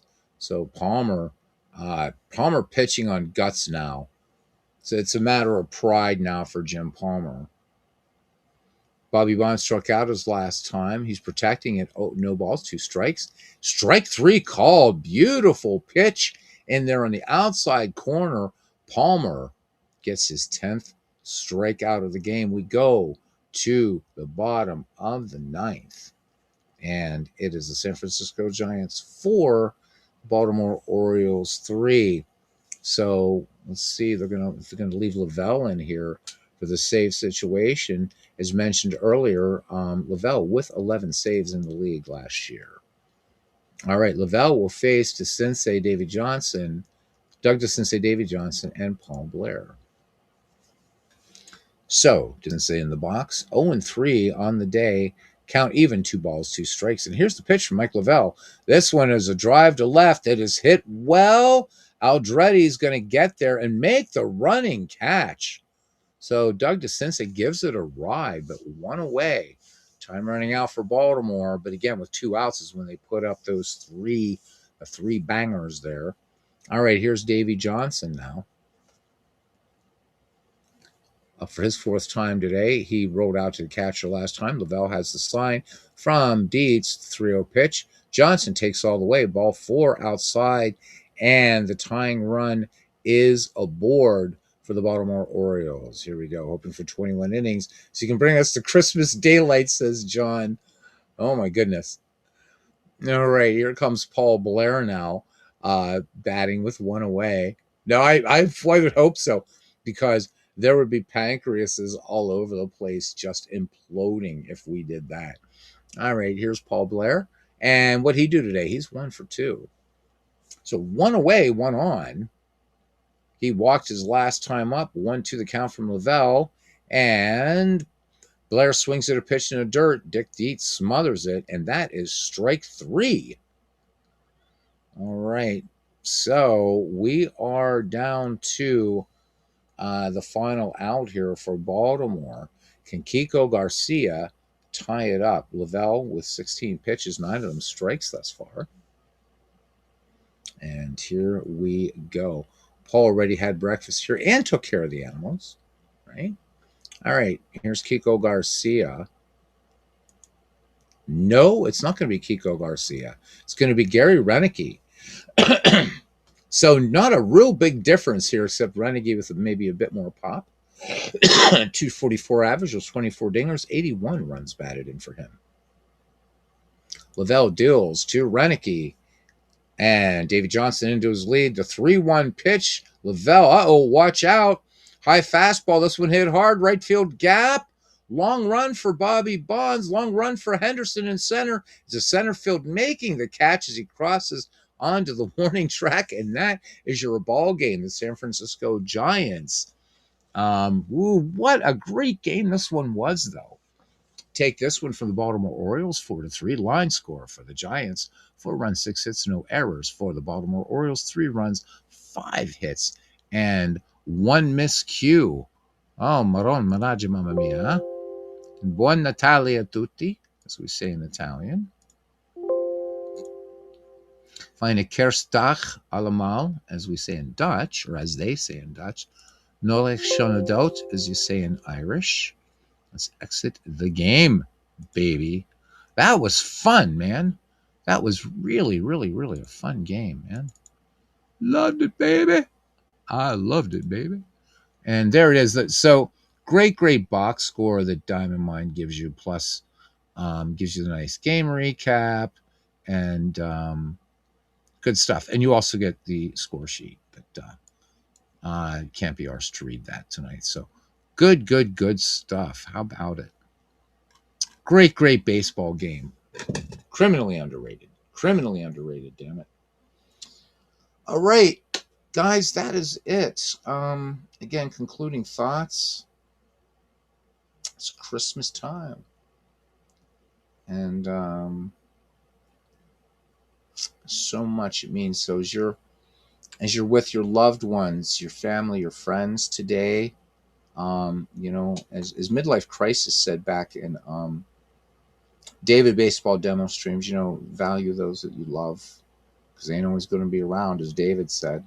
And they're right, but not to want to put a morbid point on it, but also the friendships that you make, because you have the family you're born into and the family you choose. And you guys are family, man. I look forward to doing this, not because I have some complex. I can go out and be an entertainer as a magician and a musician. This is about hanging out with dudes that love baseball and are also a bit off kilter, like Cousin Ken and Paul and I, and frankly the rest of you outlaws. Let's be honest. All right, everybody, yes, do have a happy day. Thank you for that, Paul. Christmas time is here again. Thought that ball was going to get in the gap for the tying run. Yeah, John. I was thinking, because I haven't played this game in a while, and I've noticed that if you haven't played a game in a while, it's going to get a little upset and say, all right, we're playing extra innings because I miss you. Gentlemen, that is it. We've been on for 2 hours and 45 minutes. I want to thank you. And again, the most blessed Christmas. I may be on tomorrow night. Who knows? I will be on tomorrow night. Cousin Ken Castro throwing down the gauntlet. So, game 4 of the 1912 World Series tomorrow night on Apago between Cousin Ken Castro and myself. Until then, guys, thank you very, very much. You've made my Christmas. You've enhanced it in so many ways. You have no idea. It's just awesome. So, until the next time, we'll see you around the batting cage when I'm going to kick Cousin Ken Castro's arse.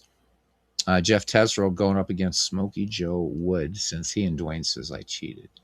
Merry Christmas, everybody. All right. See you guys around the batting cage and around the Christmas tree and all that stuff. Drink lots of eggnog. Just don't drive. Good night.